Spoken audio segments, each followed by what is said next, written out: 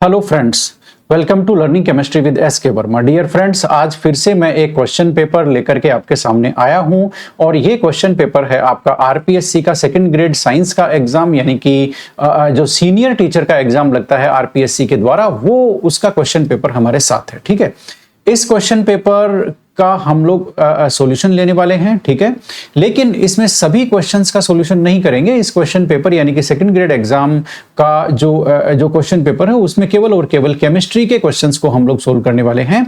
और ये जो क्वेश्चन पेपर है यानी कि ये जो एग्जाम है, ये आज ही लगभग 1 घंटे पहले 14 जुलाई 2026 को ये एग्जाम लगा है। अभी अभी कुछ देर पहले इसका पेपर है वो सोशल मीडिया पे आया है। ठीक है, तो ये बात हो गई, हम इसको सोल्व करने वाले हैं। एक बात तो तय है। दूसरा ये है कि हम किस तरह से सोल्व करने वाले हैं। तो आप जानते हो लर्निंग केमिस्ट्री जब भी किसी क्वेश्चन पेपर को सोल्व करता है तो उसमें उस क्वेश्चन पेपर को हम लोग पूरी तरह से खोल के रख देते हैं, यानी कि वो एक एक क्वेश्चन की हम लोग तह तक जाते हैं, उसका सोर्स बताते हैं कि किस किताब में कहां से ये क्वेश्चन उठाया गया है, ताकि आप लोगों को प्रिपरेशन की एक प्रॉपर स्ट्रेटेजी पता चल पाए। तो यहां भी हम लोग यही करने वाले हैं। बहुत इंटरेस्टिंग इसका डिस्कशन होने वाला है और एक एक क्वेश्चन का मैं आपको उसकी तह तक जाकर के बताऊंगा कि ये क्वेश्चन आखिर में उठा कहां से है। बात आपको समझ में आ गई, ताकि आपको पता चले कि पढ़ना क्या है सेकंड ग्रेड की केमिस्ट्री तैयार करने के लिए। ओके, अब दूसरी एक बात है कि पिछला जो सेकंड ग्रेड का एग्जाम हुआ था 2025 का, उसके कंपैरिजन में ये केमिस्ट्री के क्वेश्चंस कैसे थे उसका मैं जवाब दे दूं आपको। ये क्वेश्चन पेपर जो केमिस्ट्री के क्वेश्चंस हैं उनका लेवल पिछले केमिस्ट्री के क्वेश्चन पेपर की तुलना में काफी कम रहा है। यानी कि ये क्वेश्चन पेपर को हम हार्ड तो बिल्कुल नहीं कह सकते, या तो आप इनको इजी कह सकते हैं या आप इनको इजी टू मॉडरेट यानी कि आसान से थोड़ा सा पर्याप्त जो लेवल है वहां तक आप इसको बता सकते हैं। आप इसको हार्ड बिल्कुल नहीं कह सकते। क्वेश्चन पेपर केमिस्ट्री के जो क्वेश्चंस थे पर्टिकुलरली वो आसान थे और इस बार 40% स्कोर करना आपके लिए इजी होगा यदि आपका फर्स्ट पेपर निकल रहा है तो। बात आपको समझ में आ गई? ओके, तो चलिए शुरू करते हैं। इंटरेस्टिंग टाइप का जो डिस्कशन है हमारा वो, और उसमें एक एक क्वेश्चंस जो है उसको हम लोग क्या बोलते हैं लेने वाले हैं शुरू से ही।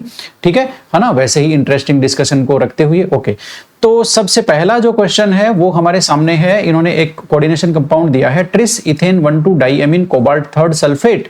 इन्होंने कहा है कि इसका फॉर्मूला क्या है बोल करके। तो देखो, फॉर्मूले को पकड़ना बहुत आसान है। कैसे?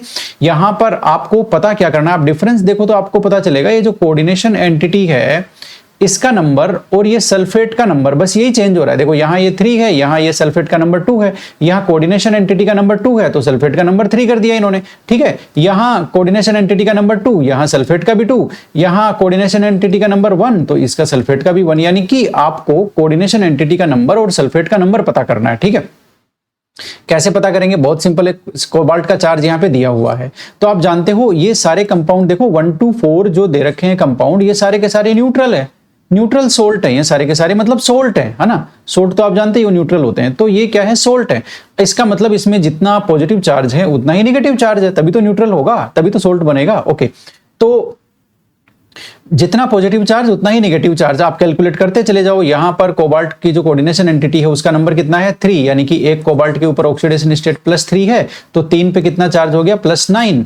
अब यहां पर सल्फेट पे आप जानते ही हो, एक सल्फेट पे SO4 2- यानी कि 2- चार्ज होता है। यहां पे सल्फेट 2 है तो यानी कि इसका -4 हुआ, तो ये तो बैलेंस नहीं हुआ, +9 -4 बैलेंस नहीं हुआ। ठीक है, अब आता है सेकंड ऑप्शन। सेकंड ऑप्शन में आप देखेंगे कोबाल्ट की जो कोऑर्डिनेशन एंटिटी है उसका नंबर कितना है? 2, यानी कि एक कोबाल्ट पे +3 तो 2 कोबाल्ट पे +6। माइनस में सल्फेट के ऊपर देख लेते हैं, एक सल्फेट के ऊपर -2 तो 3 सल्फेट दे रखा है, 3 सल्फेट के ऊपर -6। ओके, यानी कि यहां पर हो गया दोस्तों चार्ज बैलेंस।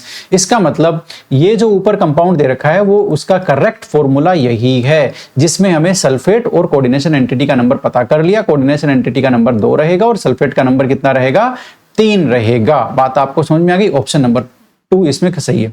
अब आप कहोगे कि सर ये लिया कहां से गया है, ये क्वेश्चन कहां से आया है बोल करके, तो वो मैं बहुत ही आपको आसानी से बता सकता हूं। ज्यादा कुछ नहीं है, ये एनसीईआरटी है। एनसीईआरटी का चैप्टर नंबर जो कोऑर्डिनेशन केमिस्ट्री वाला जो चैप्टर है वो मेरे साथ है और मैं इसमें चलता हूं बोल करके थोड़ा सा अंदर चलूंगा तो मुझे पकड़ में आ जाएगा। नोमेनक्लेचर वाले टॉपिक में होना चाहिए, यानी कि फॉर्मूला राइटिंग। हाँ, ये देखो एनसीईआरटी में नोमेनक्लेचर के कुछ कंपाउंड्स दे रखे हैं दोस्तों, फॉर्मूला राइटिंग और उनका नेमिंग लिखने का। तो ये सेकंड कंपाउंड है, यही आपका क्वेश्चन है। आप कहोगे सर यही है क्या? अरे भाई, यही का यही है। इतना भी अविश्वास मत करो मुझ पर, मैं कह रहा हूं यही है मतलब यही है। देख लो, मैंने इसको जूम कर दिया। क्या कर दिया? जूम। ओके, ठीक है, है ना, तो आपको ओके, तो अब आप देख लो ये का यही है, ये रहा ट्रिस इथेन 1,2 डाइअमीन कोबाल्ट 3 सल्फेट। बात समझ में आ गई ना, यही तो है आपका जो कंपाउंड, ठीक है। तो हम इसको वापस जो है ना थोड़ा सा जूम कम कर लेते हैं, ये लो, बात आपको समझ में आ गई। ओके, चलते हैं क्वेश्चन पेपर में, चलते हैं क्वेश्चन पेपर में, यस ओके, ठीक है। तो ये हो गया, आपने देख लिया। ओके, अब अगला क्वेश्चन भी कोऑर्डिनेशन केमिस्ट्री से ही है। वह कह रहा है coordination entity which has D2sp3 hybridization and is diamagnetic in nature among the following is. इनमें से कौन सी ऐसी है जिसमें D2sp3 हाइब्रिडाइजेशन भी है और वो डायमैग्नेटिक भी है? दोनों होनी चाहिए, देखो बात को समझो, दोनों होनी चाहिए। ऐसी कौन सी है जो जिसमें आपका क्या बोलते हैं, हाँ, D2sp3 और डायमैग्नेटिक दोनों। तो फ्रेंड्स, आपके मन में फिर से सवाल होगा कि आखिर ये सवाल आया कहां से है। तो देखो, ये सवाल आना कहां से है, आप बताओ कहां से आ सकता है? अरे भाई एनसीईआरटी से आया है। आप कहोगे सर सबूत दिखाओ, ठीक है, तो देखो सबूत तो हम साथ लेके ही चलते हैं, बिना सबूत के चलते नहीं है। ये एनसीईआरटी का वही कोऑर्डिनेशन केमिस्ट्री का चैप्टर, ठीक है, इसमें चलते हैं। ये आपका आ गया वीबीटी का टॉपिक, ठीक है, इसमें आप आ गए वीबीटी के टॉपिक में, आप चलते चले जाओ, कहीं कोई दिक्कत नहीं है। ये कुछ कंपाउंड दे रखे हैं, CO NH363 प्लस आ गया, उसके बाद में आपका COF63 माइनस आ गया, उसके बाद निकिल का एक आ गया, कुछ कुछ चलता रहता है एनसीईआरटी में, ये लोग ऐसे ही है ना, कुछ कुछ करते रहते हैं। ओके, फाइनली ये टॉपिक आ गया मैग्नेटिक प्रॉपर्टीज का। तो इसमें देखो साफ साफ दिखा रखा है, आप यदि बीबीटी और ये पढ़ोगे ना तो बहुत सारे कंपाउंड यहाँ पे दे रखे हैं। देखो MnCN3 माइनस, ये भी यहीं से लिया है इन्होंने, देखो यहीं से लिया है, बात को समझो। ये इसमें एक ऑप्शन है क्या? हाँ, ये आपके जो 4 ऑप्शन है ना उनमें से एक ऑप्शन है। और ये इसमें इन्होंने क्या बोलते हैं, हाँ, इन्होंने कह रखा है कि इसमें 2 इलेक्ट्रॉन का मैग्नेटिक मोमेंट होता है, यानी कि ये पैरामैग्नेटिक है। ये एक ऑप्शन हो गया आपका। एक ऑप्शन आपका है कौन सा वाला, ये वाला FeCN63 माइनस, ये भी एक ऑप्शन है, ठीक है। इसने भी कह रखा है कि ये इसमें एक अनपेयर्ड इलेक्ट्रॉन का मैग्नेटिक मोमेंट होता है। अब आप देखो कैसे पता लगाओगे, देखो बहुत सिंपल सी बात है। आप जैसे Fe3 प्लस है, इसमें ऑक्सीडेशन स्टेट क्या है भाई, Fe वाले में, इसमें है Fe3 प्लस। अब Fe3 का इलेक्ट्रॉनिक कॉन्फ़िगरेशन क्या होता है, Fe3 का इलेक्ट्रॉनिक कॉन्फ़िगरेशन होता है D5, तो एक अनपेयर्ड इलेक्ट्रॉन तो होना ही है इसमें, एक अनपेयर्ड इलेक्ट्रॉन तो होना ही है इसमें, तो ये तो पैरामैग्नेटिक हो गया, बात को समझो, ठीक है ना। तो मेरे कहने का मतलब है कि वो जो 4 ऑप्शन है वो इस पैराग्राफ से उठाए गए हैं एनसीईआरटी वाले में। अब आप कहोगे उत्तर कौन सा है सर, उत्तर तो बताओ, ठीक है। तो भैया उत्तर आपका ये रहा, CO ये जो ट्राईऑक्सलेटो कोबाल्ट वाला जो कॉम्प्लेक्स है ना, ये रहा, ठीक है। और ये आपका डायमैग्नेटिक है ना, क्योंकि यहां पर ऑक्सलेट है वो स्ट्रॉन्ग लिगेंड की तरह काम करके पूरा पेयरिंग कर देगा, ठीक है। तो आपका जो हाइब्रिडाइजेशन है वो आपका D2sp3 होगा, है ना, क्योंकि इसमें आप देख लो कोबाल्ट की ऑक्सीडेशन स्टेट कौन सी है, कोबाल्ट की ऑक्सीडेशन स्टेट है ये। तो कोबाल्ट का इलेक्ट्रॉनिक कॉन्फ़िगरेशन क्या होता है आपका 3d7 4s2, ठीक है। अब इसमें से आपके 3 इलेक्ट्रॉन चले गए, तो कोबाल्ट 3 प्लस का इलेक्ट्रॉनिक कॉन्फ़िगरेशन क्या हो गया 3d6। तो 3d6 में जब जैसे ही आप हाइब्रिडाइजेशन कराओगे ना ऐसे, ठीक है, तो आपके 3 जो ऑर्बिटल हैं वो उससे पेयरिंग हो जाएगा और 2 ऑर्बिटल आपके इसके खाली बचेंगे। तो ये हो गया आपका D2, ये एक ज्यादा बन गया भैया ना, D2 और sp3 इसमें हाइब्रिडाइजेशन हो जाएगा ऑक्सलेट वाले में, ठीक है। और इसमें एक भी अनपेयर्ड इलेक्ट्रॉन नहीं है, इसलिए ये देखो डायमैग्नेटिक है, ठीक है, ये डायमैग्नेटिक है, यहां से लिया गया ये क्वेश्चन। आगे देख लो, इसका हाइब्रिडाइजेशन भी लिख रखा है, ये देखो ये रहा CO ऑक्सलेट कोबाल्ट ऑक्सलेट वाला कॉम्प्लेक्स इनर ऑर्बिटल कॉम्प्लेक्स है और D2sp3 हाइब्रिडाइजेशन है। और क्या मेरी जान लोगे, इतना गहराई में जाकर के आराम से मैं आपको बता पा रहा हूं, ठीक है। तो ये क्वेश्चन कहां से उठा है, 100% एनसीईआरटी से उठा है। ये रहा आपका इनर ऑर्बिटल D2sp3, तो आप जान गए, अब तो आप उत्तर बता ही दोगे, ये रहा, ठीक है, D2sp3 और आपका कौन सा जो है वो डायमैग्नेटिक कॉम्प्लेक्स, बाकी सब पैरामैग्नेटिक है, चेक कर लेना, मेरी बात का यकीन नहीं होता, ठीक है। तीसरा question, which of the following is not a major function of liver. Liver का मेजर फंक्शन भाई, लीवर एंजाइम नहीं बनाता, लीवर बाइल सिक्रेशन करता है, एंजाइम नहीं बनाता, डाइजेस्टिव एंजाइम्स नहीं बनाता है, तो ये लीवर का फंक्शन नहीं है। बायोलॉजी के क्वेश्चंस है ना, तो मैंने भी चेक किए हैं, मेरे को आते नहीं है, मैंने चेक किया, इनका उत्तर गलत हो तो माफी चाहता हूं, ठीक है। अब यहाँ ये बीच में आ गए, इसलिए चलो मैंने कहा इनका उत्तर भी बता देंगे। तो प्रोटोजोवन पैरासाइट है नोसीमा बोम्बाइसिस, ये प्रोटोजोवन पैरासाइट है। कौन सी बीमारी पैदा करता है सिल्क वॉर्म में, ये करता है पेब्रिन नाम की एक बीमारी है, ये पैदा करता है। तो ये बायोलॉजी के क्वेश्चन से हमने पीछा छुड़ा लिया, वापस हम आ गए हैं केमिस्ट्री का गैसियस जो स्टेट है उसका ये क्वेश्चन आपके सामने है, ठीक है। इन्होंने कहा दो गैसेज का मिक्सचर है, दो गैसेज का मिक्सचर है, हाइड्रोजन का और हीलियम का, दोनों का 20-20 ग्राम लिया हुआ है, हाइड्रोजन का भी 20 ग्राम, हीलियम का भी 20 ग्राम। टोटल प्रेशर दे दिया 15 बार। तो हाइड्रोजन का पार्शियल प्रेशर क्या है? देखो डाल्टन्स लॉ पार्शियल प्रेशर होता है ना, वो बहुत ही सिंपल सा रूल है, वो इसमें लगेगा, वो आपके सामने है। देखो हाइड्रोजन का मास 20 ग्राम, हीलियम का मास 20 ग्राम, टोटल प्रेशर 15, ये दिया हुआ है। अब इसमें रूल क्या लगेगा? डाल्टन्स लॉ पार्शियल प्रेशर, वो बहुत सिंपल सा है। ये आपका पार्शियल प्रेशर है, हाइड्रोजन पे लगाएंगे तो ये हाइड्रोजन का पार्शियल प्रेशर है, ये हाइड्रोजन का मोल फ्रैक्शन है, और ये टोटल प्रेशर। अब देखो टोटल प्रेशर तो दिया हुआ है 15 बार, ठीक है। तो आपको पार्शियल प्रेशर हाइड्रोजन का पूछा है, ये निकालने के लिए आपको ये मोल फ्रैक्शन है वो निकालना पड़ेगा। मोल फ्रैक्शन किससे आएगा? नंबर ऑफ मोल से। तो पहले आप नंबर ऑफ मोल निकाल लो। नंबर ऑफ मोल क्या होता है? Given amount divided by molar mass. तो एक आप H2 के लिए निकालोगे ना, तो H2 के लिए 20 ग्राम दिया हुआ है, और इसका जो मोलर मास है H2 का वो कितना है आपका 2, तो कितने आ गए? 10 मोल आ गए। इसी तरह से आप हीलियम का निकालोगे तो नंबर ऑफ मोल कितना आएगा? 20 ग्राम तो दिया हुआ है, और इसका 4 आया, 4 इसका मोलर मास है, तो ये आ गया 5 मोल। तो टोटल मोल कितने हो गए? 15 मोल्स। बात समझो, कितने हो गए? 15 मोल्स, ठीक है। Total moles. अब टोटल मोल, ये तो नंबर ऑफ मोल हो गया। मोल फ्रैक्शन कैसे निकलेगा हाइड्रोजन का? तो देखो हाइड्रोजन का जो मोल फ्रैक्शन है वो निकलेगा आपका हाइड्रोजन का number of mole divided by total number of mole, यही तो है। तो टोटल नंबर ऑफ मोल कितना हो गया? 15, तो 15 नीचे आ जाएगा। हाइड्रोजन का कितना है? 10 नंबर ऑफ मोल, है ना, ठीक है। तो ये कट गया, तो ये कितना आ गया? 2/3। ये क्या आ गया? ये मोल फ्रैक्शन आ गया। इसको यहां रख दो, 2/3 को यहां रख दो। अब इसको सोल्व कर दो। कैसे? ये लो, ये हमने ये सारी कैलकुलेशन लगा करके ये लो, ये हमने रख दिया पार्शियल प्रेशर ऑफ हाइड्रोजन 2/3, आपका जो मोल फ्रैक्शन था H2 का वो, ये टोटल प्रेशर, इससे मल्टीप्लाई करेंगे तो 10 बार आपका फाइनल आंसर आ गया, ठीक है। तो आपको करना क्या था इसमें? सबसे पहले तो आपको पहचानना था कि इसने पार्शियल प्रेशर निकलवाया है, मतलब ये डाल्टन्स लॉ पार्शियल प्रेशर पर आधारित है ये question. Dalton's law partial pressure का फॉर्मूला सीधा सा है, पार्शियल प्रेशर निकालना है, टोटल प्रेशर चाहिए, मोल फ्रैक्शन चाहिए। तो आपको इसमें सीधा उत्तर निकालने से पहले मोल फ्रैक्शन निकालना था। Mole fraction, number of mole पहले निकालो, फिर मोल फ्रैक्शन निकालो, मोल फ्रैक्शन को यहां रखो, टोटल प्रेशर की जगह 15 रखो, कैलकुलेट कर दो, बात खत्म। इससे ज्यादा क्या होगा? जान थोड़ी न लोगे, ठीक है। तो आपने देख लिया कितना आंसर था? 10 आंसर था भाई इसमें। Which of the following crystal system has unit cell parameter? Unit cell का पैरामीटर इन्होंने कहा है, कौन से टाइप की यूनिट सेल वो होगी, ये इन्होंने पूछा है। तो A = B ≠ C, और इधर अल्फा बीटा गामा = 90 डिग्री, यानी कि ये जो एंगल है वो तो सारे 90 हैं, जबकि एक्सियल लेंथ है उसमें A और B तो इक्वल है, लेकिन C इनके इक्वल नहीं है, ठीक है। तो चलो भाई इसको देखते हैं एनसीईआरटी में कहाँ मिलेगा, कहाँ मिलेगा, कहाँ मिलेगा बोल करके, तो कहीं ना कहीं तो मिलेगा। ये रहा, ये एनसीईआरटी का सॉलिड स्टेट वाला चैप्टर है, देखो, ठीक है। सॉलिड स्टेट वाला चैप्टर है, और आपको जो एक्सियल डिस्टेंस और एक्सियल लेंथ ली है, मतलब ये टेबल होती है एनसीईआरटी में, इसमें से ज्यादातर टाइम एक क्वेश्चन आता है, ठीक है। तो आपको जो दिया है वो ये दिया है, अल्फा बीटा गामा = 90 दिया है। मैं देख लेता हूँ आपको कैसा दिख रहा है। ठीक ठाक दिख रहा है, थोड़ा सा जूम भी कर सकते हैं, है ना, अपने ही हाथ की बात है ये तो, ठीक है। ये रहा, ठीक है। तो आपको ये दिया है, एक तो आपको ये, तो आपको एक्सियल एंगल्स दिए हैं, अल्फा बीटा गामा = 90, और A एंड B इक्वल है और C इनके इक्वल नहीं है, ठीक है। तो फाइनली ये कौन सा क्रिस्टल सिस्टम पड़ेगा? ये पड़ेगा टेट्रागोनल। तो फाइनली इस पे भी मोहर लग गई कि ये क्वेश्चन भी आपका आया है एनसीईआरटी से। कहां से आया है? एनसीईआरटी से। तो इसका उत्तर होगा आपका टेट्रागोनल, ठीक है। आपको देखो अभी प्रिपरेशन की स्ट्रेटेजी सारी पता लग जाएगी, करना क्या है, ठीक है।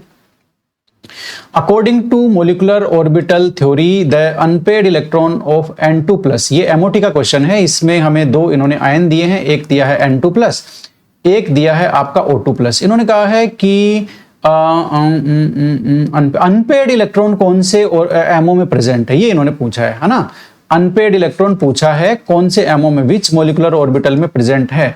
तो देखो ये क्वेश्चन भी हम एनसीईआरटी से करेंगे। कुछ फाइलों को हम बंद करते चले जाते हैं, जैसे इसको हमने बंद कर दिया, ये आपकी कोऑर्डिनेशन केमिस्ट्री का चैप्टर था। हाँ, ये आपका केमिकल बॉन्डिंग का चैप्टर है एनसीईआरटी का। देखो मैं सारा ये आपको यहीं से सोल्व करके बताऊंगा, ज्यादा कुछ नहीं है, ठीक है। हालांकि वो गैसेस स्टेट वाला मैं आपको बता देता, लेकिन कोई बात नहीं, मैंने उसको वैसे सोल्व कर दिया। ये केमिकल बॉन्डिंग का चैप्टर है, किसका है? एनसीईआरटी का है, चल रहा है आपकी स्क्रीन पर साथियों। और इसमें मैं एमओटी का टॉपिक जो है उसमें आपके जो एमओ कॉन्फ़िगरेशन है अलग अलग, वो मैं निकालने वाला हूँ। ज्यादा टाइम मुझे लगता नहीं है, क्योंकि मेरे को पता है कहाँ पे क्या रखा हुआ है एनसीईआरटी के अंदर। ये रहा, ये वो डायग्राम है दोस्तों, ठीक है, जिसमें आपका मतलब कई सारे जो हैं आपका B2 से लेकर के Ne2 तक के आपके एमओ कॉन्फ़िगरेशन और एमओ डायग्राम दिया हुआ है। ठीक है, यदि ये डायग्राम आपका पकड़ है तो आपका निश्चित रूप से एक आधा क्वेश्चन तो सोल्व होगा ही होगा। ओके, अब इसने पूछा क्या है, इसने पूछा है N2 प्लस और O2 प्लस, है ना, का जो अनपेड इलेक्ट्रॉन है वो किस किस एमओ में है। तो देखो N2 तो ये रहा, अब आप N2 प्लस करोगे तो एक इलेक्ट्रॉन यहां से आप उड़ा दो, तो अनपेड इलेक्ट्रॉन किस में रहा, सिग्मा 2p में। तो N2 प्लस का तो हो गया सिग्मा 2p, N2 प्लस का क्या हो गया, सिग्मा 2p, ये तो हो गया भाई इसका। अब O2 वाले का भी देखते हैं, यहां लिखेंगे O2 वाला, O2 ये रहा, O2 प्लस करो तो आप एक इलेक्ट्रॉन यहां से उड़ाओगे, तो ये किस में आ गया, ये आ गया पाई स्टार 2p में। ये अनपेड इलेक्ट्रॉन है ना, ये रहा पाई स्टार 2p में, तो ये आ गया आपका पाई स्टार 2p। तो N2 प्लस का सिग्मा 2p और उसका पाई स्टार 2p। ठीक है, अब मैच करते हैं, N2 प्लस का सिग्मा 2p ये रहा और उसका पाई स्टार 2p, बस हो गया खत्म। ऑप्शन नंबर 1 जो है वो क्या है, आपका सही ऑप्शन है। बात आपको समझ में आ गई। तो ये क्वेश्चन कहां से है, फाइनली ये क्वेश्चन भी एनसीईआरटी से आया। विच of the following set of species has trigonal pyramidal shape. Trigonal pyramidal shape किसकी होगी बोल करके आपको क्या करना है भाई, हाइब्रिडाइजेशन निकालना है। हाइब्रिडाइजेशन निकालना बहुत आसान है, देखो ज्यादा कुछ करना नहीं होता है इसके लिए। ठीक है, आपको पता है जो PCl5 है या PF5 है उसमें sp3d होता है, और जो आपका NH3 वाला है जिसमें एक लोन पेयर होता है और 3 बॉन्ड पेयर होते हैं, sp3 हाइब्रिडाइजेशन होता है, पिरामिडल शेप होती है। PF3 भी सेम वैसा ही होता है ना, इसमें भी sp3 हाइब्रिडाइजेशन होती है और ट्राइगोनल पिरामिडल शेप होती है, ये रही, है ना। क्यों, क्योंकि एक इसमें लोन पेयर होता है। जैसे आप हाइब्रिडाइजेशन निकालोगे ना, इसका तो sp3 आएगा और एक उसमें आएगा लोन पेयर और प्लस में 3 आएंगे इसमें बॉन्ड पेयर। भाई ट्राइगोनल बाइपिरामिड, जो ट्राइगोनल पिरामिडल शेप है वो कब होती है, वो तभी तो होती है जब एक लोन पेयर हो प्लस में 3 बॉन्ड पेयर हो और हाइब्रिडाइजेशन क्या हो, sp3, तभी तो वो ऐसी दिखती है। कैसी, यहां पर जैसे मान लेते हैं आपका p एटम है, ये एक लोन पेयर हो गया और ये एक पिरामिडल ट्राइगोनल पिरामिडल शेप हो गई जी। यहाँ पे f, यहाँ पे f, यहाँ पे f, तो आप इसका हाइब्रिडाइजेशन निकाल लेना, sp3 आएगा pf3 का और एक लोन पेयर रहेगा, तो इसकी शेप हो गई आपकी ट्राइगोनल पिरामिडल। तो pf3 तो फिक्स है, तो या तो उत्तर ये होगा या उत्तर ये होगा। अब CO3 2- का तो आप जानते हो, कार्बोनेट में sp2 हाइब्रिडाइजेशन होता है और प्लेनर शेप होती है इसकी, प्लेनर ट्राइगोनल, तो इसमें ये नहीं उत्तर आएगा। इसमें SO3 2- का आप हाइब्रिडाइजेशन निकालोगे तो इसका भी sp3 आएगा, इसका भी sp3 आएगा और sp3 आने के साथ में इसमें भी सेम कॉम्बिनेशन आएगा, एक लोन पेयर और 3 बॉन्ड पेयर, यानी कि इसकी भी स्ट्रक्चर ट्राइगोनल पिरामिडल ही आएगी। तो इसमें ऑप्शन नंबर 1 जो है वो सही है। ठीक है, इसमें आपके क्या बोलते हैं, ऑप्शन नंबर 1 जो है वो आपका इसमें एकदम ओके है। बात आपको समझ में आ गई। ठीक है, क्योंकि SO3 का भी sp2 हाइब्रिडाइजेशन है ना, तो इन दोनों का sp3 हाइब्रिडाइजेशन है, pf3 और आपका SO3 2- और 3 दोनों में ही एक एक लोन पेयर है, इसका मतलब दोनों की शेप क्या हो जाएगी, trigonal pyramidal. Okay, which of the following set of species has half filled 4f subshell. Half filled 4f subshell किस में है, लेंथेनाइड्स के इन्होंने +3 +4 के आयंस दे रखे हैं। थोड़ा सा क्वेश्चन टिपिकल है लेकिन इतना भी टिपिकल नहीं है। आपको तो पता ही है मैं इसको कैसे सोल्व करूंगा, ये तो आप जान ही गए। अब मेरा स्टाइल आपने पकड़ लिया होगा, मैं ज्यादा कुछ करने वाला नहीं हूं, मैं आपको लेके जाऊंगा एनसीईआरटी के अंदर। आप कहेंगे अंदर लेके जाओगे, हाँ भाई अंदर ही लेके जाएंगे, बाहर रखने का क्या काम है। ठीक है, तो हम निकालेंगे लेंथेनाइड वाला चैप्टर। कौन सा चैप्टर, लेंथेनाइड वाला चैप्टर। आजा भाई, एक तो लेंथेनाइड वाला चैप्टर जिद्दी बहुत है, आता नहीं है आसानी से, दोबारा खोलना पड़ेगा क्या। इसने तो मजाक समझ लिया। यस यस दोस्तों, लेंथेनाइड का चैप्टर गायब हो गया है, लगता है उसको किसने किडनैप कर लिया, हमें उसको दोबारा से ओपन करना पड़ेगा। तो आपका ये 7 बोल करके ये रहा, ठीक है। अरे अच्छा, ये अलग चीज है, ये तो भाई चीज ही अलग है। ठीक है, तो ये लो। अच्छा, ये खुला हुआ था, गजब हो गया। अभी मैं देखूं हुआ क्या। ये लो भाई, ये जाहिर सी बात है, मैं आपको क्यों, देखो सोल्व तो मैं वही कर दूंगा, लेकिन मैं आपको इसलिए बता रहा हूं कि क्वेश्चंस का सोर्स क्या है, बात को समझो। तो ये लेंथेनाइड्स का चैप्टर है एनसीईआरटी का, इसमें टेबल दी हुई है जो आपके सामने है, ये इलेक्ट्रॉनिक कॉन्फ़िगरेशन की टेबल है। ठीक है, इसमें न्यूट्रल जो आपके लेंथेनाइड है वो +2 वाले का, +3 वाले का, +4 वाले का, सबका इलेक्ट्रॉनिक कॉन्फ़िगरेशन दे रखा है। ठीक है, अब यहां से जो है वो फटाफट हम वो जो हमारा क्या बोलते हैं क्वेश्चन देख लेते हैं। इन्होंने कहा है हाफ फिल्ड 4f, यानी कि हाफ फिल्ड 4f का मतलब हो गया 4f7 किस किस में है वो देखना है हमें, ठीक है। फाइनली हमें वही देखना है। तो कैसे देखेंगे भाई, या तो इलेक्ट्रॉनिक कॉन्फ़िगरेशन आपको आता है तो देख लो, ठीक है।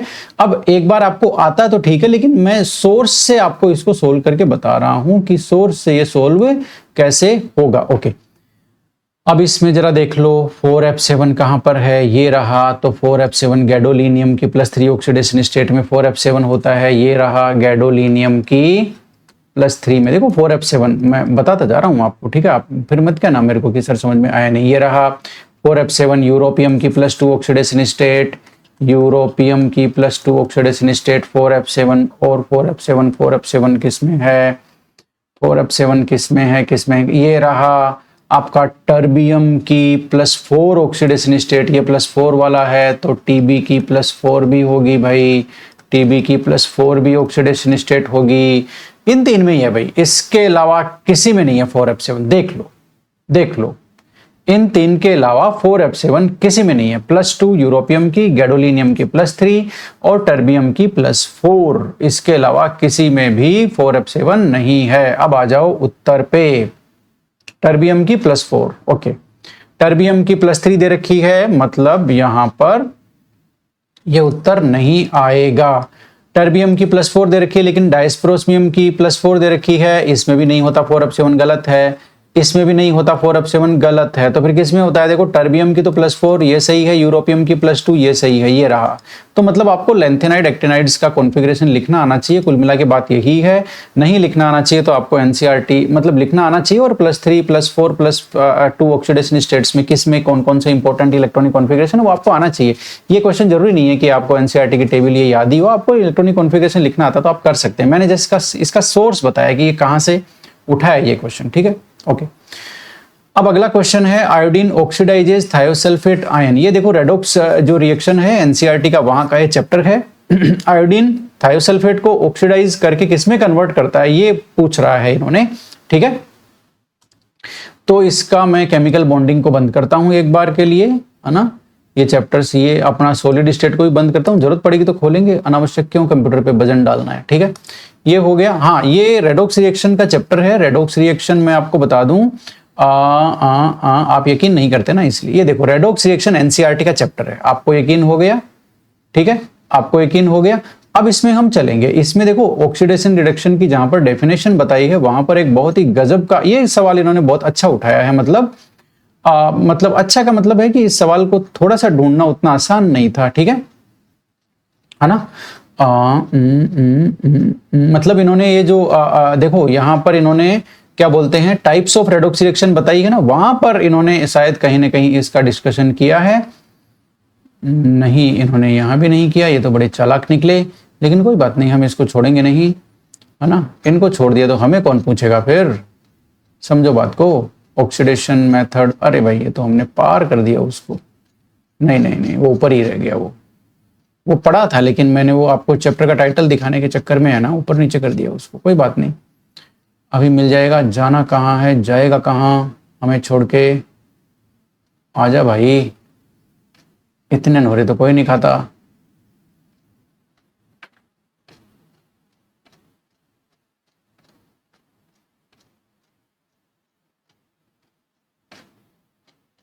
ओके,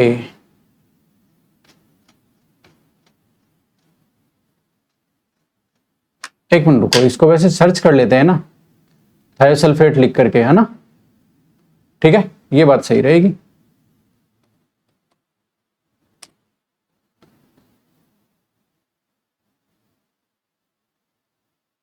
ये रहा, पकड़ा गया ना, मैंने कहा था ना, ये रहा। इन्होंने कहा है आयोडीन, पूछा क्या है, आयोडीन जो है वो थायोसल्फेट को किसमें ऑक्सीडाइज करती है, ठीक है। ये रिएक्शन यहां दे रखी है, देखो ये रहा, ये बेसिकली रेडॉक्स टाइट्रेशन में दे रखा है। Redox reaction as basis of titration, तो जो थायोसल्फेट को बहुत सारी टाइट्रेशन में यूज लेते हैं, मैं आपको बता दूं, तो उसी में ये एक्सप्लेन किया गया है कि किस तरह से रेडॉक्स रिएक्शन में टाइट्रेशन को यूज लेते हैं। उसमें ये एग्जाम्पल दिया गया है कि किस तरह से थायोसल्फेट को आयोडीन जो है वो ऑक्सीडाइज करता है और उसको हम लोग टाइट्रेशन में यूज लेते हैं, ठीक है ना, क्योंकि आयोडीन का जो इंटेंस ब्लू कलर होता है ना, ठीक है, वो क्या होता है यहाँ पर गायब हो जाता है। बात आपको समझ में आ गई? ओके, अब आप देखो फटाफट से हुआ क्या, ये देखो ये आयोडीन है, इसने थायोसल्फेट को ऑक्सीडाइज करके S4O6 माइनस में कन्वर्ट कर दिया, S4O6 माइनस में, देख लो जरा, S4O6 माइनस में। अब आप कहोगे सर वहां तो नाम दिया हुआ है, क्वेश्चन में तो नाम दिया हुआ है, तो क्वेश्चन में नाम दिया हुआ है तो आप क्वेश्चन में तो सल्फेट पर सल्फेट इनको तो आप जानते ही हो, है ना, तो ये बेसिकली आपका क्या है, टेट्राथायोनेट आयन है। अब आप कहोगे सर आपको क्या पता, अरे भाई टेट्राथायोनेट आयन तो यहां पर ऑक्सीडेशन स्टेट में इन्होंने बहुत अच्छे से बता रखा है, बहुत अच्छे से बता रखा है, ये रहा S4O6 माइनस को टेट्राथायोनेट आयन बोलते हैं, ये रहा, ये इंपॉर्टेंट, ये ऑक्सीडेशन स्टेट के 3 स्पेशल एग्जांपल हैं, एक Br3O8 का, एक कार्बन सब ऑक्साइड का और एक टेट्राथायोनेट आयन का। ये 3 ही तो most important example oxidation state निकालने के। तो SO4O6 माइनस टेट्राथायोनेट आयन में कन्वर्ट करता है रेडॉक्स रिएक्शन का। ये हमें क्वेश्चन है, हमने इसको पकड़ लिया, है ना, ठीक है, एनसीईआरटी से उठा हुआ क्वेश्चन है, कहीं से नहीं उठा हुआ, आप चक्कर में मत आ जाना, ठीक है, एनसीईआरटी से उठा हुआ है। ओके, अगला क्वेश्चन है, मैच करा रहा है भाई ये। अब इसमें क्या मैच करना है मुझे समझ में ही नहीं आया, मतलब इतने आसान आसान क्वेश्चन दे रखे हैं। हाइब्रिडाइजेशन का स्टेट, हाइब्रिडाइजेशन के इन्होंने 3-4 क्वेश्चन दे दिए, बताओ हाइब्रिडाइजेशन के 3-4 क्वेश्चन एक ही पेपर में। अरे भाई क्या चाहते हो, है ना, ठीक है, क्या चाहते हो, मतलब एक ही टॉपिक के 3-4 क्वेश्चन, गजब हो गया, ठीक है। तो 3-4 क्वेश्चन तो हाइब्रिडाइजेशन वाले ही सही कर देंगे। ओके, तो अब फाइनली XeO3 इनका हाइब्रिडाइजेशन का मैं आपको बता देता हूं। इसमें तो देखो sp3 होता है, ट्राइगोनल पिरामिडल शेप होती है, तो ये आपका हो गया यहां पर D में गया, ठीक है। XeF6 तो आप जानते ही हो, इसमें आपका क्या बोलते हैं, डिस्टोर्टेड ऑक्टाहेड्रल शेप होती है, ये आपका sp3D3, एक लोन पेयर इसमें भी होता है, एक लोन पेयर इसमें भी होता है, एक इसमें भी होता है, दोनों में होता है, ठीक है। XeOF4 sp3D2 होता है, XeF2 इसमें आपका लीनियर शेप होती है, sp3D होता है। तो हाइब्रिडाइजेशन निकालना आपको आता है, मैं यहाँ पर आपको करके नहीं बताऊंगा, एक एक का हाइब्रिडाइजेशन लेने का कोई मतलब नहीं है, इतना तो आपको आता ही है। सेकेंड ऑप्शन इसका उत्तर है, ठीक है। अब यहां पर देखो, ये केमिकल काइनेटिक्स का एक सवाल दिया है इन्होंने, और इन्होंने एक रिएक्शन दी है हमें, रिएक्शन देकर के फिर हमें कहा है कि भाई इसका रेट लो क्या होगा। इस रिएक्शन का क्या पूछा इन्होंने, रेट लो पूछा, ये रहा रेट लो पूछा। अब रेट लो निकालना कोई ज्यादा मुश्किल नहीं है, क्योंकि ये इनिशियल रेट मेथड है, ठीक है। कैसे निकालते हैं कंपैरिजन से, जरा सुन लो। अब इसमें कॉन्सेप्ट तो ये है कि ये तो आपको पता ही है कि आपका क्या बोलते हैं, यदि किसी रिएक्टेंट की कॉन्सेंट्रेशन डबल करें और रेट भी डबल हो, इसका मतलब उस रिएक्टेंट के रेस्पेक्ट में ऑर्डर 1 हो जाएगा, ठीक है। यदि किसी रिएक्टेंट की कॉन्सेंट्रेशन को डबल करें और रेट 4 गुना हो जाए, इसका मतलब उस रिएक्टेंट के रेस्पेक्ट में रेट क्या है आपका, मतलब वो ऑर्डर क्या है, सेकंड ऑर्डर है, ठीक है। इसी कॉन्सेप्ट के बेसिस पे हम ये करते हैं, ठीक है।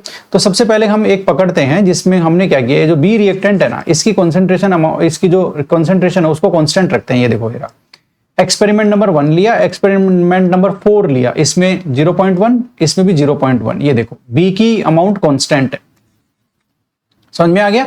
बी की अमाउंट को कांस्टेंट ले रहे हैं सबसे पहले, है ना। 1 और 4 एक्सपेरिमेंट ले रहे हैं, तो बी की अमाउंट को कांस्टेंट ले रहे हैं 0.1 0.1। अब ए की अमाउंट में क्या चेंज किया, देखो ए की अमाउंट यहां 0.1 है, लेकिन एक्सपेरिमेंट नंबर 4 में 0.4 है, यानी कि 4 गुना कॉन्सेंट्रेशन ए का कितना कर दिया, 4 गुना। बी को कांस्टेंट रखा, ए को 4 गुना कर दिया, तो ए को 4 गुना किया तो रेट में देखो कितना फर्क पड़ा। ये है आपका 6 × 10⁻³ लेकिन ये है 2.4 × 10⁻² है ये, यानी कि यदि 10⁻³ ही रखेंगे तो 24 × 10⁻³ यानी कि 4 गुना हो गया। तो ए की कॉन्सेंट्रेशन 4 गुना करी तो रेट यहां पर 4 गुना हो गया, इसका मतलब ए के रेस्पेक्ट में ऑर्डर 1 है। सुन लो अच्छी तरह से, रिएक्शन का ऑर्डर ए के रेस्पेक्ट में क्या है, 1। इसका मतलब फोर्थ ऑप्शन नहीं होगा, सेकंड ऑप्शन नहीं होगा, क्योंकि ए के रेस्पेक्ट में ऑर्डर या तो फर्स्ट ऑप्शन में है या किस में है, आपके थर्ड ऑप्शन में। ओके, अब हम पता लगाएंगे ए के रेस्पेक्ट में, तो देखो ऑर्डर हमें 1 मिल गया, ठीक है। अब हम पता लगाएंगे किसका, बी के रेस्पेक्ट में ऑर्डर क्या है। तो बी के रेस्पेक्ट में ऑर्डर में हम क्या करेंगे, ए का अमाउंट कांस्टेंट रखेंगे और बी का चेंज करेंगे, ठीक है। अब ए का देखो कांस्टेंट रखा है, एक्सपेरिमेंट नंबर 2 ले रहे हैं और 3rd ले रहे हैं, उसमें ए का कांस्टेंट है 0.3 और 0.3। बात आपको समझ में आ गई ना, तो ए का कांस्टेंट है। अब बी देखो क्या हुआ, 0.2 से कितना किया, 0.4, यानी कि डबल किया, तो रेट कितना हुआ मतलब बी की कॉन्सेंट्रेशन डबल किया तो रेट कितना हुआ 7.2 से 2.8 इंटू 10⁻⁻1। अच्छा, यानी कि इसको -2 करेंगे तो ये हो जाएगा 28.8, यानी कि फिक्स 4 गुना। ओके, यानी कि कॉन्सेंट्रेशन बी की हमने डबल करी तो रेट 4 गुना। इसका मतलब बी के रेस्पेक्ट में ऑर्डर 2 हो गया। तो रेट लो आ गया दोस्तों, रेट इज इक्वल टू के, ए के रेस्पेक्ट में ऑर्डर 1 और बी के रेस्पेक्ट में ऑर्डर 2, तो ए बी 2 हो गया। तो हमने सिंपल सा कॉन्सेप्ट है उसको अप्लाई किया, ऑप्शन नंबर 3 आ गया। इसमें सिंपल सा कॉन्सेप्ट है कि किसी रिएक्टेंट की कॉन्सेंट्रेशन डबल करेंगे, रेट डबल हुआ तो फर्स्ट ऑर्डर है, रेट 4 गुना हो गया तो सेकंड ऑर्डर है, बात खत्म। इसके ज्यादा क्या होगा और, ठीक है ना। तो आपको इसमें ज्यादा क्या बोलते हैं, परेशान होने की जरूरत नहीं थी, सीधा सा सिंपल सा क्वेश्चन था। अब देखो फिर भी कुछ लोग क्या है कि मतलब क्या बोलते हैं, वो ये कहेंगे जरूर कि सर इस क्वेश्चन का क्यों नहीं बताया, कहां से आया है, क्यों नहीं बताया। अरे भाई बताएंगे ना, क्यों नहीं बताएंगे, अभी तो मैंने सोल्व किया है आपको कॉन्सेप्ट लगा करके। अब मैं आपको इसका सोर्स पे लेके चलता हूं, ठीक है। तो देखो मैं क्या ओपन करता हूं, ये देखो ये मैंने ओपन किया है फ्रेंड्स, ये मैंने ओपन किया है आपका केमिकल काइनेटिक्स का चैप्टर एनसीईआरटी का।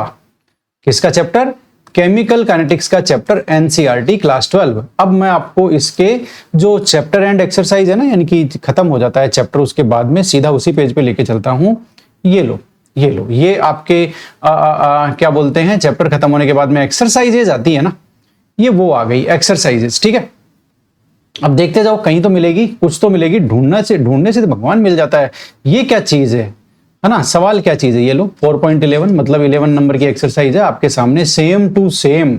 नहीं मिले तो पढ़ाना छोड़ दूंगा। ये देखो पहला वाला 1 फिर ये इसको बी वाले को कांस्टेंट रखा 1 और ए वाले को इन्होंने 0.4 कर दिया, वही 6.0 7.2 2.88 2.240 सब कुछ वही है भाई। जान लोगे क्या, बात समझे कि नहीं समझे, समझ गए। तो ये सवाल कहां उठा है, एनसीईआरटी केमिकल काइनेटिक्स चैप्टर के लास्ट में जो एक्सरसाइज होती है 11 नंबर की एक्सरसाइज है, सेम टू सेम। बात समझ में आई क्या, नहीं आई ना, आ जाएगी, कोई बात नहीं, आगे चलते रहो, आनी है, कहां जाएगी, ठीक है। इतना आसान नहीं है ना भाई, बात को समझो, ठीक है। ओके आगे चलते हैं, ठीक है। अब आ गया 4% यूरिया सॉल्यूशन है, वो आइसोटोनिक है, 12% सॉल्यूशन। मतलब कुल मिला के बात यह है कि यूरिया का एक 4% सॉल्यूशन है, वो आइसोटोनिक है, 12% सॉल्यूशन है एक ऑर्गेनिक कंपाउंड का ए का उसके साथ में, ठीक है। तो ए का मोलिकुलर वेट इनको बताना है, ओके। अब देखो ये क्वेश्चन है ना, ज्यादा माथाफोड़ी नहीं है इसमें। क्यों, आइसोटोनिक का मतलब क्या होता है, आइसोटोनिक का मतलब होता है जिनका ऑस्मोटिक प्रेशर सेम हो। तो इनका ऑस्मोटिक प्रेशर सेम है, 4% इसका यूरिया का सॉल्यूशन का, 12% सॉल्यूशन है ऑर्गेनिक कंपाउंड को उसके साथ में। तो मोलिकुलर वेट कैसे निकालेंगे, काफी ज्यादा आसान है, ज्यादा कुछ मुश्किल नहीं है। इस क्वेश्चन को सोल्व करने में हम इसी कॉन्सेप्ट का जो है वो यूज लेने वाले हैं दोस्तों, कि जो दोनों सॉल्यूशन है वो आइसोटोनिक है, यानी कि दोनों का आपका क्या बोलते हैं, ऑस्मोटिक प्रेशर इक्वल है, ठीक है। अब ऑस्मोटिक प्रेशर इक्वल है तो दोनों में हम लोग जो कॉन्सेंट्रेशन वाला जो फॉर्मूला है, मतलब कौन से सी की वैल्यू लेकर के फिर उसके आगे आपको मैं बता देता हूं इसको कैसे सोल्व करना है बोल करके, ठीक है। तो ये हमने इसको सोल्व करके रख लिया है पहले ही, ठीक है।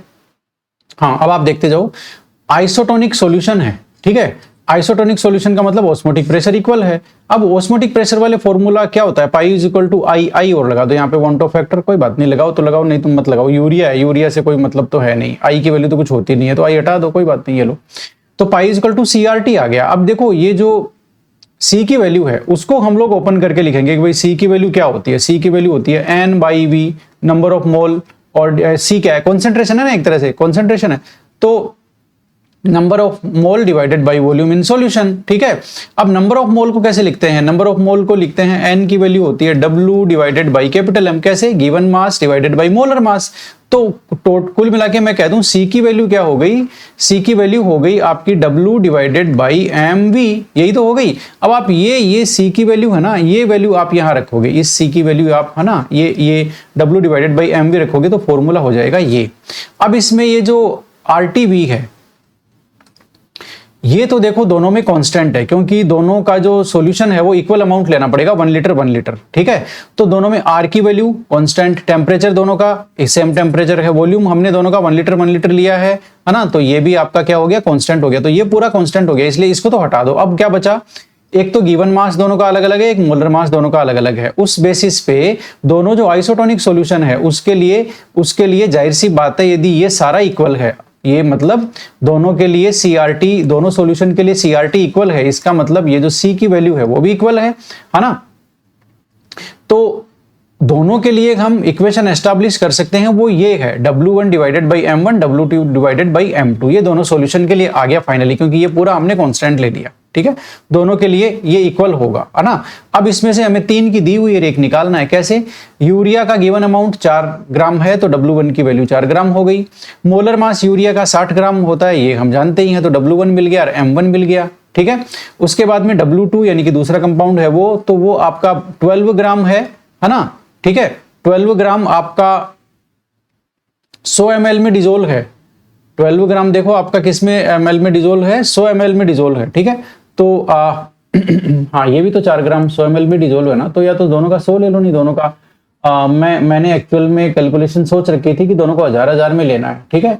लेकिन क्वेश्चन में, हाँ क्वेश्चन में या तो आप दोनों को 1000 में ले लो, या दोनों को 100 में ले लो, कोई फर्क कोई नहीं पड़ता, आपको वॉल्यूम सेम लेना है, क्योंकि हमने ऊपर RT/V को हटा दिया है, वॉल्यूम को सेम लेना है, ठीक है। तो आप कंसिडर करो 100 ml में इसका आपने 4 ग्राम लिया, इधर 100 ml में आपने इसका 12 ग्राम लिया, और इसका एक कंपाउंड का मोलिकुलर मास आपको निकालना है।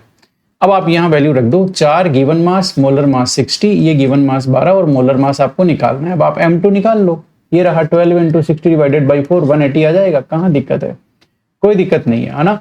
तो इस तरह से आप M2 है वो आप सीधा सीधा सोल्व कर सकते हो, सीधा सीधा निकाल सकते हो। 180 इसमें दोस्तों उत्तर आ गया, ऑस्मोटिक प्रेशर वाला जो CRT था उसका यूज लेकर के।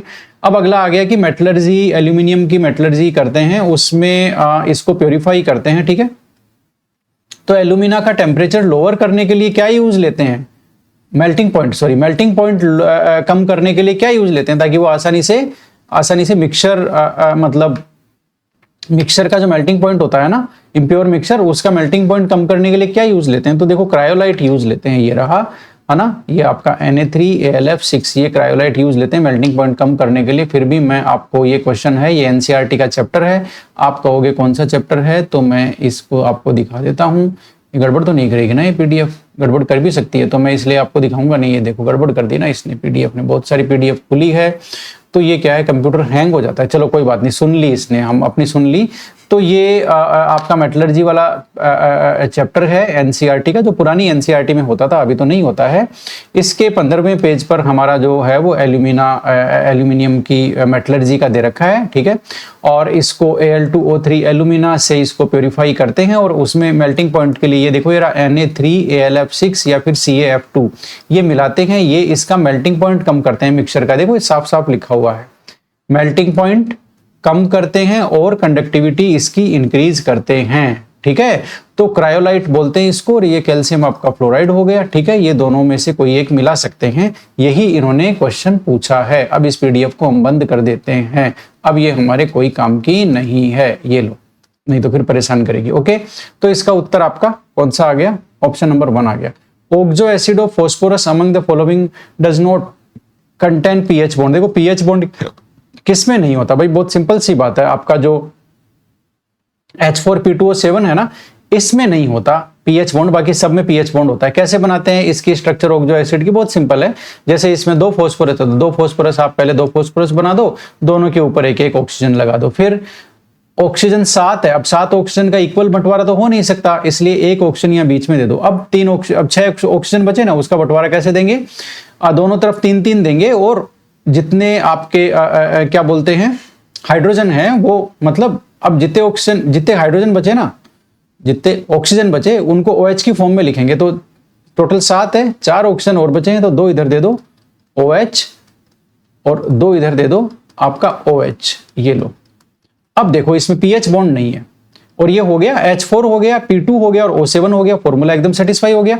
इसमें pH बॉन्ड नहीं है, तो ऑप्शन नंबर 3 इसका सही होगा, इसमें pH बॉन्ड नहीं है। हालांकि NCERT में आपको गलत मिल सकता है, लेकिन उसको नहीं माना जाएगा, जो मैं आपको बता रहा हूं उसी को सही माना जाएगा। आप कहोगे NCERT में कहां गलत है सर? देखो ये रहा NCERT में एक तो H4P2O7, इसमें भी पीएच बॉन्ड नहीं दिखा रखा, और एक ये H4P2O5 इसमें भी पीएच बॉन्ड नहीं दिखा रखा। तो एनसीईआरटी को यदि आप जाओगे एनसीईआरटी के हिसाब से, तो भैया एनसीईआरटी नई वाली देख लेना, लेकिन पी ब्लॉक नई वाली में तो है ही नहीं, देखोगे कहां से, देखोगे कहां से? ये देखो पुरानी एनसीईआरटी में ये जो H4P2O5 दिखा रखा है उसमें कोई पीएच बॉन्ड नहीं दिखा रखा। तो पुरानी एनसीईआरटी के हिसाब से दोस्तों आपका H4P2O5 में भी कोई पीएच बॉन्ड नहीं होता, लेकिन इसमें भी नहीं होता। तो लेकिन आप मान के चलो मेरी बात, इसका उत्तर 3 ही होगा, और 3 ही इसका सही उत्तर है। चाहे आप राजस्थान बोर्ड की बुक देख लेना, चाहे कोई और बुक देख लेना, एक बार के लिए हमें ये मतलब बहुत मतलब आराम से समझने वाली बात है ना। तो इसका ऑप्शन नंबर 3 ही होगा। आप इस बात पे मत जाना कि एनसीईआरटी पुराने वाले चैप्टर में कुछ गड़बड़ दे रखा है, आपको एक ऑब्जेक्शन लगाना है जानबूझ के, वो एक अलग बात है, ठीक है। मेजॉरिटी ऑफ बुक्स के हिसाब से चलें तो आपका H4P2O7 ही इसका उत्तर है। ओके, अगला है the major product formed in dehydrohalogenation of tertiary pentyl bromide. अब टर्सरी पेंटाइल ब्रोमाइड की स्ट्रक्चर क्या होगी? देखो टर्सरी है ना, ब्रोमाइड टर्सरी आ गया, तो ये लो और ये लो, ये आपका टर्सरी पेंटाइल आपका ब्रोमाइड आ गया, ठीक है। अब इसमें क्या कर रखा है? डिहाइड्रोहैलोजनेशन, मतलब एक हैलोजन जाएगा और एक हाइड्रोजन जाएगा। तो हाइड्रोजन कहां से जाएगा भाई? ये कार्बन मैंने बोल्ड किया, यहां से जाएगा या यहां से जाएगा या यहां से जाएगा, मतलब 1 से जाएगा, 2 से जाएगा या 3 से जाएगा। तो देखो 1 से जाएगा, क्यों जाएगा? क्योंकि सेथजेफ का रूल लगेगा और मोर स्टेबल एल्कीन इसमें बनता है। कौन सी एल्कीन बनती है? मोर स्टेबल एल्कीन, ठीक है। तो हाइड्रोजन जो है वो C1 वाला हाइड्रोजन ये यहां से निकल जाएगा और यहां आपके इन दोनों के बीच में डबल बॉन्ड आएगा, मतलब जो कंपाउंड बनना है वो आपका ये बनना है डबल बॉन्ड, और ये C, ये लो। अब इसको क्या बोलेंगे? इसकी आपकी जो नंबरिंग है वो इधर से होगी 1 2, तो ये हो गया 2 पे आ गया मिथाइल, 2 मिथाइल ब्यूट 2 इन हो गया। तो ये आ गया आपका ऑप्शन नंबर 3, 2 मिथाइल ब्यूट 2 इन। अब इसकी ब्यूटी देखो, गजब की ब्यूटी आपको मिलेगी। कैसे? मैं आपको बताता हूं। 3 मिथाइल ब्यूट 2 इन तो कुछ होता ही नहीं है, गलत नाम है। देखो यही तो ब्यूटी है, गलत नाम है, ठीक है। आगे चलो, आगे चलो। 3 मिथाइल ब्यूट 3 इन कुछ होता ही नहीं है, गलत नाम है। आप स्ट्रक्चर बनाओगे ना, बनेगी नहीं भाई, बनेगी नहीं, ठीक है। तो ये बात है, इसलिए अब बचा ये 1 ब्यूटीन और 2 ब्यूटीन। अब आपको पता है 2 ब्यूटीन में सब्स्टिट्यूटेड जो आपके ग्रुप होते हैं डबल बॉन्ड पे, उनका नंबर ज्यादा होता है, तो मोर स्टेबल एल्कीन होती है। तो आपका सेथजेफ का रूल यही कहता है, ऑप्शन नंबर 3 आएगा। अब करना क्या है, ज्यादा कुछ है नहीं, आसान आसान से क्वेश्चन आ रखे हैं। अगला क्वेश्चन भी ऑर्गेनिक केमिस्ट्री का है और कई बार आ चुका है, आरपीएससी पीवाई की बुक वगैरह में ये आपको कई जगह मिल जाएगा। ज्यादा हैरान परेशान मत होइए। मैकेनिज्म बोली हुई है, the mechanism of coupling reaction diazonium salt की। जो डाइजोनियम सोल्ट देखो फिनोल के साथ में और एरोमेटिक एमिन्स के साथ में कपलिंग रिएक्शन दिखाता है ना, जिसमें डाइज बनती है, वो कौन सी रिएक्शन है भाई? इलेक्ट्रोफिलिक सब्स्टिट्यूशन रिएक्शन है। कहीं कोई किंतु परंतु वाली कोई सौदा नहीं है। आप कहोगे आपको क्या पता? अरे भाई हमने क्या बोलते हैं, ये देखो, ये हमारे, मेरे को एनसीईआरटी में तो मैंने इसको ढूंढा नहीं, सीधा हमारे नोट्स में देखा, हमारे नोट्स में है क्या? तो ये हमारे नोट्स हैं, ठीक है, कपलिंग रिएक्शन के। और कपलिंग रिएक्शन में इसमें साफ लिख रखा है, देखो यहाँ पर, coupling reaction are example of electrophilic substitution reaction. उसमें ये इलेक्ट्रोफाइल होता है, सुन लो अच्छी तरह से। तो इतना साफ दिखा रखा है, फिर अब क्या जरूरत है बताने की, ठीक है। तो कुल मिलाकर के जो डायजोनियम आयन होता है, कैटायन होता है, वो इलेक्ट्रोफाइल का काम करता है, और ये जो कपलिंग रिएक्शन होती है वो इलेक्ट्रोफिलिक सब्स्टिट्यूशन रिएक्शन का एग्जांपल होती है। ये इलेक्ट्रोकेमिस्ट्री का सीधा सा क्वेश्चन है, इसमें कुछ ज्यादा करना ही नहीं है आपको। इन्होंने क्या पूछा है? ई नोट सेल पूछा है, यानी कि स्टैंडर्ड सेल पोटेंशियल पूछ लिया। एक आपका ये एनोड है, सेल रिप्रेजेंटेशन में जो लेफ्ट वाला एनोड होता है, राइट वाला आपका कैथोड होता है, ठीक है। अब आपका जो फॉर्मूला क्या होता है? फॉर्मूला होता है E cathode minus E anode, यानी कि स्टैंडर्ड पोटेंशियल आप निकालोगे ना तो ई सेल आ जाएगा। ये लो, E cell, standard cell potential का फॉर्मूला है E cathode minus E anode, ठीक है। अब आप इसको कर लो तो बहुत ही सिंपल है, इसमें तो कुछ करना जरना कुछ है ही नहीं। क्या करना है इसमें? कुछ भी नहीं करना है, ठीक है। तो कैथोड माइनस एनोड कर दो। कैथोड का कितना हो गया भाई? कैथोड क्या है इसमें? कैथोड है आयरन वाला। कैथोड का कितना है? कैथोड का है प्लस 0.77, तो 0.77, ठीक है। माइनस में एनोड का कितना है? माइनस 0.76, तो ब्रैकेट फिर माइनस, फिर आपका 0.76, तो ये माइनस माइनस प्लस हो जाएगा और ये दोनों ऐड हो जाएंगे और आपका प्लस का 1.53 आ जाएगा। कितना आ जाएगा? प्लस का जो है वो 1.53 आपका इसमें आंसर आ जाएगा। तो आपको समझ में आ गया। इससे सीधा सवाल क्या होगा, अब आप ही बताओ। सीधा सीधा इन्होंने पूछ लिया, ज्यादा कुछ मैंने सोचा नस्ट इक्वेशन वाला है, फिर ध्यान से देखने पता चला नस्ट इक्वेशन का नहीं है, तो एकदम ही सीधा पूछ लिया। ठीक है, which of the following statement is correct for physisorption. Physisorption के लिए कौन सा स्टेटमेंट सही है? तो भाई फिजिज ऑप्शन में लो टेम्परेचर चाहिए, तो ये भी सही नहीं है। रिवर्सिबल, हाँ ये रिवर्सिबल नेचर का होता है, यही सही है। एंथैल्पी हाई नहीं चाहिए, ये केमिज ऑप्शन की है। यूनिमोलिकुलर लेयर, ये भी केमिज ऑप्शन की है, तो मल्टी लेयर वाला होता है फिजिज ऑप्शन, तो ये ऑप्शन नंबर 2 आ जाएगा। और वैसे यदि देखा जाए तो ये कहाँ से मिलेगा, ये देखो, ये हमारा सरफेस केमिस्ट्री का एक चैप्टर है, ये रहा एनसीईआरटी का सरफेस केमिस्ट्री का चैप्टर है दोस्तों, कहीं कोई दिक्कत नहीं है, आपको इसका पता है इसके बारे में। अब हम क्या करेंगे, मैं आपको इसमें फिजिज ऑप्शन और केमिज ऑप्शन की एक टेबल है, डिफरेंस की एक टेबल है, ये रही। ठीक है ना। इस टेबल में से मतलब ये मान के चलो आप हर बार हर एग्जाम में एक क्वेश्चन जरूर आता है, फिजिज ऑप्शन और केमिज ऑप्शन का डिफरेंस। तो ये देखो, ये रहा फिजिज ऑप्शन आपका क्या है, मतलब इन्हीं से स्टेटमेंट बना देते हैं। ये जो कितने डिफरेंसेज हैं मैं आपको बता देता हूँ, 9 डिफरेंसेज है। ठीक है, इन्हीं से बना देते हैं, है ना। ये देखो फिजिज ऑप्शन मल्टी लेयर की होती है, वहां यूनिलेयर दिया हुआ, ये केमिज ऑप्शन का है। ठीक है, हाई टेम्परेचर फेवरेबल है, ये केमिज ऑप्शन का है। फिजिज ऑप्शन में लो टेम्परेचर चाहिए। बात को आप समझ गए ना, मतलब इस टेबल में से अक्सर एक क्वेश्चन आता है, और आपका ये वाला ऑप्शन ये रहा, फिजिज ऑप्शन रिवर्सिबल नेचर का होता है, इसका मतलब ये इसमें सही उत्तर है। ठीक है, ओके, तो मैं इसको हटा देता हूं इस पीडीएफ को। ठीक है,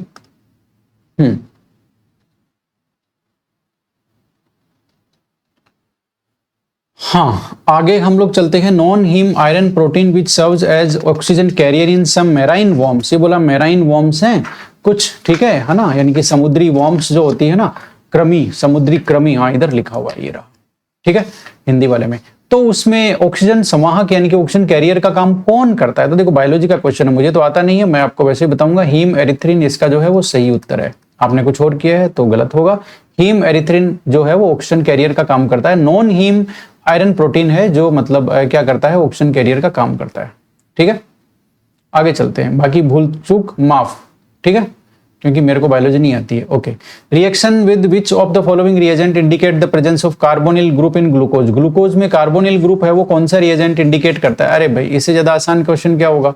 ठीक है, मैं आपको बता देता हूँ, एनसीईआरटी से आया ये क्वेश्चन, ज्यादा कुछ मगजमारी नहीं है। ये रेडॉक्स रिएक्शन वाले को डिलीट करते हैं। ठीक है, ये क्या है, ग्रुप बायोलॉजी वाला, हाँ ये रहा, ये आपका वो बायोमोलिक्यूल वाला चैप्टर है। ग्लूकोज की स्ट्रक्चर इन्होंने दे रखी है, बायोमोलिक्यूल वाले चैप्टर की पीडीएफ में हम आ गए।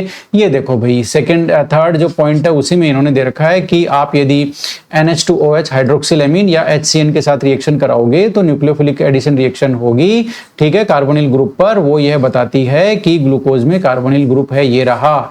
यानी कि या तो उत्तर NH2OH आएगा या HCN आएगा। ये रिएक्शंस बताती है, एक तो ऑक्सिम बनना और एक साइनोहाइड्रिन बनना, ये बताती है कि ग्लूकोज में कार्बोनिल ग्रुप प्रेजेंट है। तो ये 3 नंबर के पॉइंट से ये क्वेश्चन उठाया गया है दोस्तों, और आपको इसमें समझ में आ ही गया होगा। HCN तो इसमें ऑप्शन में नहीं है, लेकिन ये रहा हाइड्रोक्सिलेमीन ऑप्शन है।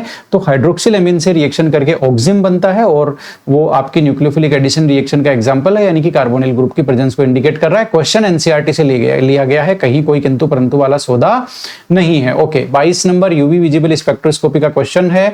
इसमें वुडवर्ड जो फाइजर रूल है वो लगेगा, और हमें इसकी लैम्डा मैक्स बतानी है, तो ज्यादा कुछ मुश्किल नहीं है। आप इसमें देखो, सबसे पहले तो ये एक कॉन्जुगेटेड होमोडाइईन है, होमोएनुलर डाइईन है। होमोएनुलर डाइईन का मतलब होता है दोनों डबल बॉन्ड एक ही रिंग में है, तो इसकी जो बेस वैल्यू है वो अलग होती है। तो इसकी बेस वैल्यू होगी देखो 253। ठीक है, इतनी बात आपको क्लियर होगी। ओके, अब देखो दोस्तों, इसमें आगे आगे देखते जाना। एक डबल बॉन्ड यहां पर ये रहा, डबल बॉन्ड एक्सटेंडिंग, और ये भी एक डबल बॉन्ड एक्सटेंडिंग। तो एक डबल बॉन्ड जो एक्सटेंड करता है कंजुगेशन को, उसका 30 ऐड करते हैं। तो 2 डबल बॉन्ड कंजुगेशन को एक्सटेंड कर रहे हैं, तो उसका हम कितना ऐड करेंगे, 60 ऐड करेंगे। इतनी बात होगी। ओके, अब हम इसमें रिंग रेजिड्यू निकालते हैं। क्या निकालेंगे, रिंग रेजिड्यू निकालते हैं इस पूरी स्ट्रक्चर पे। ये जो हमने कंजुगेटेड डबल बॉन्ड्स वाली स्ट्रक्चर निकाली है ना, उस पर रिंग रेजिड्यू कैसे निकालेंगे, इसको पूरी को कवर कर दो। देखो, इसको पूरी को कवर कर दो। ये स्ट्रक्चर यहां से होके, यहां से होके, यहां से होके, यहां से होके, यहां से होके, ऐसे आ रही है ना, ऐसे इसको कवर कर दो। कर दिया। अब देख लो इसमें रिंग रेजिड्यू कितने हैं, मैं बताऊं आपको कितने हैं। ठीक है, इधर देखते जाना, मैं काटता जाता हूं कहां कहां से कट रही है। देखो, यहां से 1 number ring residue, 2 number ring residue, 3 number यहां पे रिंग रेजिड्यू लग रहा है इस चेन से, 4 नंबर यहां लग रहा है, 5 नंबर यहां लग रहा है। ये 5 रिंग रेजिड्यू लग रहे हैं दोस्तों। इसमें क्या लग रहे हैं, 5 रिंग रेजिड्यू लग रहे हैं, एक रिंग रेजिड्यू का कितना होता है, 5 होता है, तो 5 का हो गया 25, ठीक है। अब इसमें हमें देखना है एक्सोसाइक्लिक डबल बॉन्ड भी कोई है क्या। तो एक्सोसाइक्लिक डबल बॉन्ड का मतलब वो होता है जो कोई रिंग होती है ना, उससे ऐसे बाहर की तरफ निकल रहा हो, वो एक्सोसाइक्लिक डबल बॉन्ड है। तो यहाँ एक ही एक्सोसाइक्लिक डबल बॉन्ड है जिसको मैं गोला कर रहा हूं, इसके अलावा कोई सा ही नहीं है, ठीक है। तो ये डबल बॉन्ड एक्सोसाइक्लिक है, इसका आप 5 और जोड़ोगे, यानी कि अब आप देख लो कितना हो गया, 343 इसका टोटल आ गया। तो इसका सेकंड आंसर आपका सही है, कोई माइका लाल नहीं रोक सकता। 23 का क्वेश्चन है, इंफ्रारेड स्पेक्ट्रोस्कोपी में द करेक्ट ऑर्डर लेना है किसका, कार्बोनिल ग्रुप की जो फ्रीक्वेंसी है, ठीक है, उसका करेक्ट ऑर्डर लेना है। कुछ कंपाउंड हमें दिए गए हैं ए, बी और सी। तो मैं देखो इसमें आपको सीधा सीधा सही समझा देता हूं, ज्यादा कुछ नहीं है। ये क्या बोलते हैं आपका कार्बोक्सिलिक ग्रुप है, ये रहा कार्बोक्सिलिक ग्रुप। इसमें कार्बोनिल जो ग्रुप है सी डबल बॉन्ड हो, इसकी फ्रीक्वेंसी बतानी है। यहां कार्बन है, अब देखो इस कार्बन से आप देखोगे तो Br है, 2 क्लोरीन और 3 फ्लोरीन है, मतलब माइनस आई इफेक्ट ऊपर से नीचे जाएंगे ना, बढ़ रहा है। अब माइनस आई इफेक्ट क्या करता है जरा देख लो, ये जो कार्बन है इस पे जैसे मान लेते हैं हमने ये जो अल्फा कार्बन है, अल्फा कार्बन पे हमने एक्स ग्रुप लगा दिया कोई भी। अब इसका माइनस आई इफेक्ट जितना ज्यादा होगा यहां से इलेक्ट्रॉन डेंसिटी खींचेगा, इलेक्ट्रॉन डेंसिटी खींचेगा। तो ये जो ऑक्सीजन पर ऑलरेडी जो आपके क्या होते हैं, 2 लोन पेयर्स है ना, वो यहां पर आपके कंजुगेट करते हैं, यानी कि चलो ऐसे नहीं समझेंगे इसको समझेंगे, हाँ ठीक है, ओके। अब ये जो कार्बन ऑक्सीजन डबल बॉन्ड होता है, ये होता है देखो पोलर, तो यहाँ नेगेटिव चार्ज आता है, यहाँ पॉजिटिव चार्ज आता है, ये तो नेचुरल सी बात है। अब वापस आपको बताता हूं मैं, एक्स इलेक्ट्रोनेगेटिव ग्रुप है जिसका माइनस आई इफेक्ट ज्यादा है, माइनस आई इफेक्ट होने की वजह से इधर से इलेक्ट्रॉन खींचेगा, इधर से इलेक्ट्रॉन खींचेगा, तो कार्बन के ऊपर इलेक्ट्रॉन डेफिशिएंसी पहले तो थी और क्रिएट हो जाएगी, और कमी क्रिएट होगी, तो पॉजिटिव चार्ज की इंटेंसिटी ज्यादा होगी। तो यहाँ नेगेटिव चार्ज है, इन दोनों में, दोनों पॉजिटिव और नेगेटिव जो चार्जेस हैं उनके अट्रैक्शन की वजह से ये जो सी डबल बॉन्ड ओ है ना, ये स्ट्रॉन्ग होता चला जाएगा। बात को समझो, ये क्या हो जाएगा, स्ट्रॉन्ग होता चला जाएगा, सी डबल बॉन्ड ओ है ना। तो C double bond O strong होगा तो वाइब्रेशनल फ्रीक्वेंसी इंक्रीज होती चली जाएगी। बात को समझो, यानी कि मेरे कहने का मतलब यह है कि यहां पर ऑलरेडी नेगेटिव चार्ज है। अब आप ऐसा ग्रुप लगाओगे जो इधर इलेक्ट्रॉन सप्लाई करेगा, तो यहां भी जो कार्बन का पॉजिटिव चार्ज है वो नेगेटिव चार्ज में कन्वर्ट होगा, तो ये नेगेटिव और ये नेगेटिव दूर दूर होंगे, तो ये बॉन्ड कमजोर हो जाएगा, डबल बॉन्ड, तो वाइब्रेशनल फ्रीक्वेंसी कम होती है। लेकिन यदि आपने यहां माइनस आई वाला लगा दिया जो इलेक्ट्रॉन खींच रहा है, तो यहां पर पॉजिटिव चार्ज की भी इंटेंसिटी ज्यादा हो जाएगी, तो उसकी वजह से नेगेटिव पॉजिटिव के बीच में अट्रैक्शन होने की वजह से जो डबल बॉन्ड है वो क्या होगा, स्ट्रॉन्ग होता चला जाएगा। डबल बॉन्ड स्ट्रॉन्ग होगा दोस्तों, तो आपका वाइब्रेशनल फ्रीक्वेंसी इंक्रीज होगी, ठीक है। इसको मैंने ऐसे समझा हुआ है, ये मेरे समझने का अपना तरीका है, ठीक है। तो अब आप देखो ऊपर से नीचे माइनस आई इफेक्ट बढ़ रहा है, क्योंकि ब्रोमीन 1 है, क्लोरीन 2 है और फ्लोरीन तो 3 लगा दिए इन्होंने, तो ऊपर से नीचे बढ़ रहा है, इसका मतलब है फ्रीक्वेंसी भी ऊपर से नीचे इंक्रीज होगी। तो इस हिसाब से फ्लोरीन वाली सबसे ज्यादा होगी और ब्रोमीन वाला जो एक कंपाउंड है वो सबसे कम होगा, तो ऑप्शन नंबर इसमें आपका 4 सही है। अब आप ये कहोगे ये क्वेश्चन आया कहां से है, तो भाई ये क्वेश्चन इन्होंने उठाया है वाई.आर. शर्मा की बुक से। ये देखो ये वाई.आर. शर्मा की बुक है और इसमें हमारे पास तो सारी बुक हैं, खैर ये इंफ्रारेड स्पेक्ट्रोस्कोपी का क्या बोलते हैं चैप्टर है, इसके सीधे हम उसी पेज पे चलते हैं, ये रहा। और आपका जो क्वेश्चन है उसका डेटा कहां पर, आप कहोगे सर हमारे वाला दिखाओ आप, तो बाकी सब ठीक है, तो भाई आपके वाला ही निकाला हुआ है, क्यों टेंशन ले रहे हो। ये देखो ये रहा, 1 Br वाला, 2 Cl वाला और ये 3 F वाला। हो गया तसल्ली, मिल गई ठंडे दिल को तसल्ली, नहीं मतलब दिल को ठंडी तसल्ली, ठीक है। हो गया ना तीनों, ओके। वैल्यू देख लो, 1730,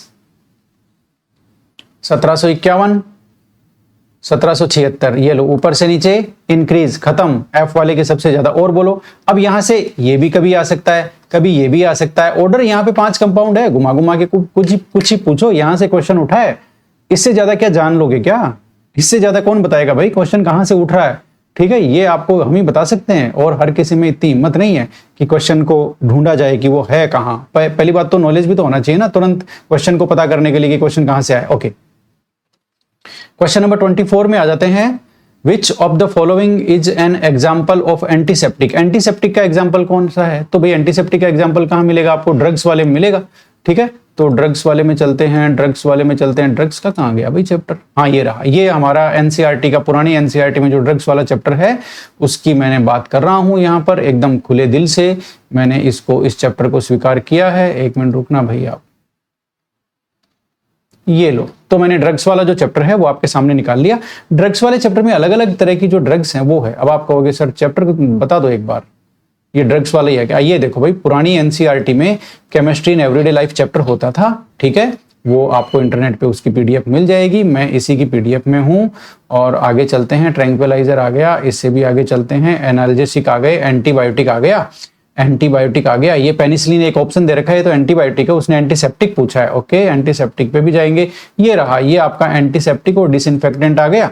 एंटीसेप्टिक में देखो दोस्तों, आपका क्लोरोजाइलनोल ये एंटीसेप्टिक है, टर्पिनोल एंटीसेप्टिक और बायोथाइनोल एंटीसेप्टिक है। ये देखो, ये रहा, ये तीनों, ये रहे, तीनों की स्ट्रक्चर भी बता के दे रखी है, ये तीनों एंटीसेप्टिक है। देखो बायोथाइनोल के अलग अलग से सेंटेंस लिखा हुआ है, bithionol the compound is also known as bithionol is added to soap to impart antiseptic properties, यानी कि ये सोप में इसको डालते हैं। आप जो नहाते हो ना साबुन, ये अलग अलग साबुन लाते हो ना, आप लाइफ बॉय लाते हो, डिटोल लाते हो, गोदरेज नंबर 1 लाते हो, इसमें एंटीसेप्टिक प्रॉपर्टी हो, है ना, वो ऐड करने के लिए बायोथाइनोल जो है वो डालते हैं साबुन बनाने वाले। बात समझ में आ गई ना आपको? ठीक है, इससे ज्यादा कौन क्या बता सकता है? ठीक है, तो ये बायोथाइनोल जो है वो आपका उत्तर होगा, ये रहा बायोथाइनोल। ठीक है, अब ये ओमिप्रोजोल तो आप जानते ही हो, गैस बन जाता है तो कहते हैं ना दुकान से ओमिप्रोजोल लिया, है ना, ये कोई मेडिसिन नहीं है दोस्तों, ये तो ब्रांड नेम है ओमिप्रोजोल। ठीक है, नोवेस्ट्रोल एंटी फर्टिलिटी है, पेनिसिलिन एंटीबायोटिक है। देखो सीधा सा हिसाब किताब है ना, कहीं कोई दिक्कत नहीं है। ओके, अब ये वापस वो साइंटिस्ट वाला टॉपिक है ना, उसमें से आ गया कि भाई प्रफुल्ल चंद्र रे है, उसने सबसे पहला कौन सा यौगिक बनाया था, मतलब उसने जो ऐसा कौन सा यौगिक है, कंपाउंड है जिसको उसने सबसे पहले संश्लेषित किया था, तो मर्क्यूरस नाइट्राइट जो कंपाउंड है वो इसका कंट्रीब्यूशन है। प्रफुल्ल चंद्र रे जो साइंटिस्ट थे हमारे देश के, उनका कंट्रीब्यूशन है ये, मर्क्यूरस नाइट्राइट को सबसे पहले इन्होंने बनाया था। ठीक है, the deficiency of which vitamin causes bleeding gums, bleeding gums यानी कि मसूड़ों में खून आना, वो किसकी है, तो वो विटामिन सी की होती है। विटामिन सी को एस्कोर्बिक एसिड बोलते हैं, तो आपका 3 नंबर इसमें आ जाएगा। कहां दिक्कत है, कोई प्रॉब्लम ही नहीं है। अब ये सारे एनसीईआरटी में से हैं, देखो मैं आपको क्या बताऊं, अब एक एक तो खोल के दिखाने से रहा मैं, है ना। The monomer unit of biodegradable polymer nylon 2 nylon 6, इसकी मोनोमर यूनिट कौन सी है अभी बता देते हैं, आप इतना क्या घबराए। ठीक है, ये रहा, नहीं ये रहा, नहीं ये भी नहीं है, नहीं ये रहा, नहीं ये भी नहीं। अरे कहाँ गया भाई, इतना क्यों तड़पा रहे हो। हाँ ये रहा, ये पुरानी एनसीईआरटी में देखो दोस्तों, जो आपका क्या बोलते हैं पॉलीमर वाला एक चैप्टर होता था बोल करके पुरानी एनसीईआरटी में, ये देखो। ठीक है ना, ये रहा पॉलीमर का चैप्टर, है ना। आप फिर मुझे कहोगे कि सर आप चैप्टर का नाम नहीं दिखाते हो, ये लो सबूत सहित, सबूत हम रखते हैं पूरा। ठीक है, अब इस चैप्टर के 12वें पेज पे हमें चलना है। देखो दोस्तों 12वें पेज पे चलना है, तो बायोडिग्रेडेबल पॉलीमर्स है ना, वो दिए गए हैं इन्होंने, वो इन्होंने बताए हैं। ये रहा बायोडिग्रेडेबल पॉलीमर का चैप्टर टॉपिक। बायोडिग्रेडेबल पॉलीमर में एक तो बीएचबी का, एक पीएचबीवी बायोडिग्रेडेबल पॉलीमर होता है, उसका एग्जांपल है, जिसके मोनोमर्स आपके ये रहे। ये इन्होंने पूछे नहीं, कई बार एग्जांपल में ये भी पूछ लेते हैं। ठीक है, और जो दूसरा बायोडिग्रेडेबल एनसीईआरटी में दे रखा है, वो दे रखा है नाइलॉन 2 नाइलॉन 6। तो नाइलॉन 2 नाइलॉन 6 में इन्होंने साफ साफ बता रखा है कि एक तो ग्लाइसिन और एक एमिनो कैप्रोइक एसिड इसके मोनोमर होते हैं। और बोलो जान लोगे क्या मेरी, एमिनो कैप्रोइक एसिड और ग्लाइसिन कहाँ लिखा हुआ है, एनसीईआरटी में साफ साफ। मतलब ये सवाल भी आपका कहां से पड़ गया, एनसीईआरटी से पड़ गया। ग्लाइसिन और एमिनो कैप्रोइक एसिड जो है वो इसका उत्तर होता है ऑप्शन नंबर आपका 4। ठीक है, कहीं कोई दिक्कत नहीं है, आगे चल सकते हैं दोस्तों, है ना। ओके, ये कुछ मेरे को लगता है फिजिक्स के क्वेश्चन बीच में आ गए हैं, तो हम एक बार इनको छोड़ते हैं, है ना। फिर उसके बाद में हम, ये फिजिक्स के आ गए क्या, ये कैसे आए भाई, अच्छा ये अब फिजिक्स के आ गए। Okay okay okay okay okay, तो हमें कहाँ जाना होगा, हमें केमिस्ट्री के क्वेश्चंस में जाना होगा। शायद 99 नंबर से मिलेंगे हमें, कोई एक आधा छूट जाए तो भाई माफ करना। ठीक है, ज्यादातर जहां पर है वहां से मैं इनको उठाऊंगा। ये देखो ये 98 या 99 नंबर का जो क्वेश्चन है वो मैं सोल्व कर रहा हूं आपके सामने। देखो मैंने कहा था ना हाइब्रिडाइजेशन 2-3 सवाल आ गए भाई। ये रहा एक, ये भी हाइब्रिडाइजेशन का ही है, ये भी हाइब्रिडाइजेशन का ही है। और इसमें क्या है, कोई लेना देना क्या है, कुछ है थोड़ी, इसमें कुछ नहीं है, फालतू की बातें करते हैं ये लोग। ठीक है ना। तो ये रहा BRF5 की क्या है स्ट्रक्चर, है ना। ये हो गई आपकी स्क्वायर पिरामिडल BRF5, ये आ जाएगा। PF5 क्या है, PF की ट्राइगोनल बाई पिरामिडल हो जाएगी, PCl5 की जैसे होती है वैसे, है ना। ये क्या है, अब ये 6 लिगेंड है तो ऑक्टाहेड्रल ही होगा। अरे भाई क्या पूछा है ना। ये PCl4, ये आपका क्या बच गया, अब स्क्वायर प्लेनर, ये स्क्वायर प्लेनर ही होता है, प्लेटिनम के जितने भी 4 मेंबर वाले होते हैं सारे स्क्वायर प्लेनर होते हैं, ठीक है। तो उत्तर क्या आ गया इसमें, डी में आपका 1 है, डी में 1, ये लो डी में 1, या तो ये सही है या ये सही है। अब सी में देख लेते हैं, सी आपका क्या है, ऑक्टाहेड्रल, तो ऑक्टाहेड्रल ही होगा, वो तो 6 लिगेंड है तो ऑक्टाहेड्रल ही होगा, वर्नर कह के गया है कि 6 लिगेंड में ऑक्टाहेड्रल होगा, कहां दिक्कत है। तो सी में आपका 4 ऑप्शन सही है, ये रहा, ये लो ऑप्शन नंबर 2, है ना। फालतू परेशान करते रहते हैं, बताओ, मतलब इतना भी आसान कोई सवाल देते हैं क्या सेकंड ग्रेड में। इस बार भाई मजे हो गए आप लोगों के, इसका मतलब 40% में तो कोई रोड़ा नहीं है किसी के, ये मेरे को पता चल गया। अब मैटर स्कोर का है, ठीक है, ओके। अब ये सवाल देखो PYQ का भी है, सब जगह है, NCERT में भी है, सब जगह है ना। तो इसको हम सोल्व कर लेते हैं। तो फ्रेंड्स, ये जो 100 नंबर का क्वेश्चन है, इसको सोल्व तो हम करेंगे ही, लेकिन इसके पहले मैं आपको ये बता दूं, ये पिछली बार सेकंड ग्रेड में एज इट इज आ चुका है, NCERT में एज इट इज दिया हुआ है, ठीक है। तो मैं आपको वहीं से सोल्व कराता हूं NCERT से। पहले यहां से समझ लेते हैं ये क्या कह रहा है। ये आपको कह रहा है वेवलेंथ ऑफ ए बॉल, एक बॉल है जिसका मास इन्होंने 100 ग्राम लिया हुआ है, वेलोसिटी उसकी इतनी है, तो वेवलेंथ निकालना है। अच्छा, डी ब्रोगली का सिंपल सा क्वेश्चन है ये, तो डी ब्रोगली जो फॉर्मूला है ना, उसका सिंपल सा क्वेश्चन। अब मैं आपको NCERT में लेके चलता हूं, ये रहा, ये एटॉमिक स्ट्रक्चर क्लास 11 NCERT का चैप्टर है। कौन सा चैप्टर है, एटॉमिक स्ट्रक्चर क्लास 11 NCERT, ठीक है। अब उसमें आप देखोगे तो प्रॉब्लम नंबर 2.12, और थोड़ा सा जूम कर लेता हूं आपको और ध्यान से दिखेगा, ये देखो problem number 2.12, same to same. देखो, what will be the wavelength पूछिए of a ball of a mass 0.1 kg। अब 0.1 kg का मतलब क्या हुआ, जरा बताना। 100 ग्राम, यही तो होता है। तो क्वेश्चन में तो 100 ग्राम दिया हुआ है, यहां 0.1 kg लिखा हुआ, बस इतना ही अंतर है। आगे देखते हैं क्या है, moving with velocity of 10 metre per second, वहां भी यही है, moving with velocity of 10 metre per second. मतलब क्वेश्चन एकदम स्पष्ट है, सेम 100 ग्राम दे दिया और ये दे दिया और पूछ लिया इसने क्या, वेवलेंथ। अब वेवलेंथ निकलेगी कैसे, आपको ही पता है कैसे निकलती है वेवलेंथ।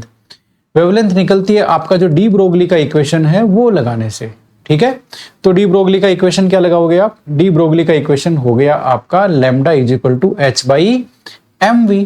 h की वैल्यू आप रख दो, m की वैल्यू 0.1 kg, यानी कि 100 ग्राम को kg में कन्वर्ट करना पड़ेगा आपको, क्योंकि ये जो यूनिट सिस्टम है ना,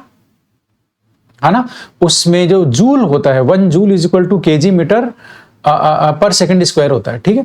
तो उसकी वजह से यहां पर क्या होगा, आपको जो ग्राम में दिया हुआ उसको kg में ही लेना पड़ेगा, और आपके पास कोई रास्ता नहीं है। एक बार स्पीड की यूनिट देख लेते हैं, वेलोसिटी की मीटर पर सेकंड है क्या, हाँ ये मीटर पर सेकंड है, मतलब यहीं पे लोचा किया हुआ और कहीं लोचा नहीं है, ओके हो गया।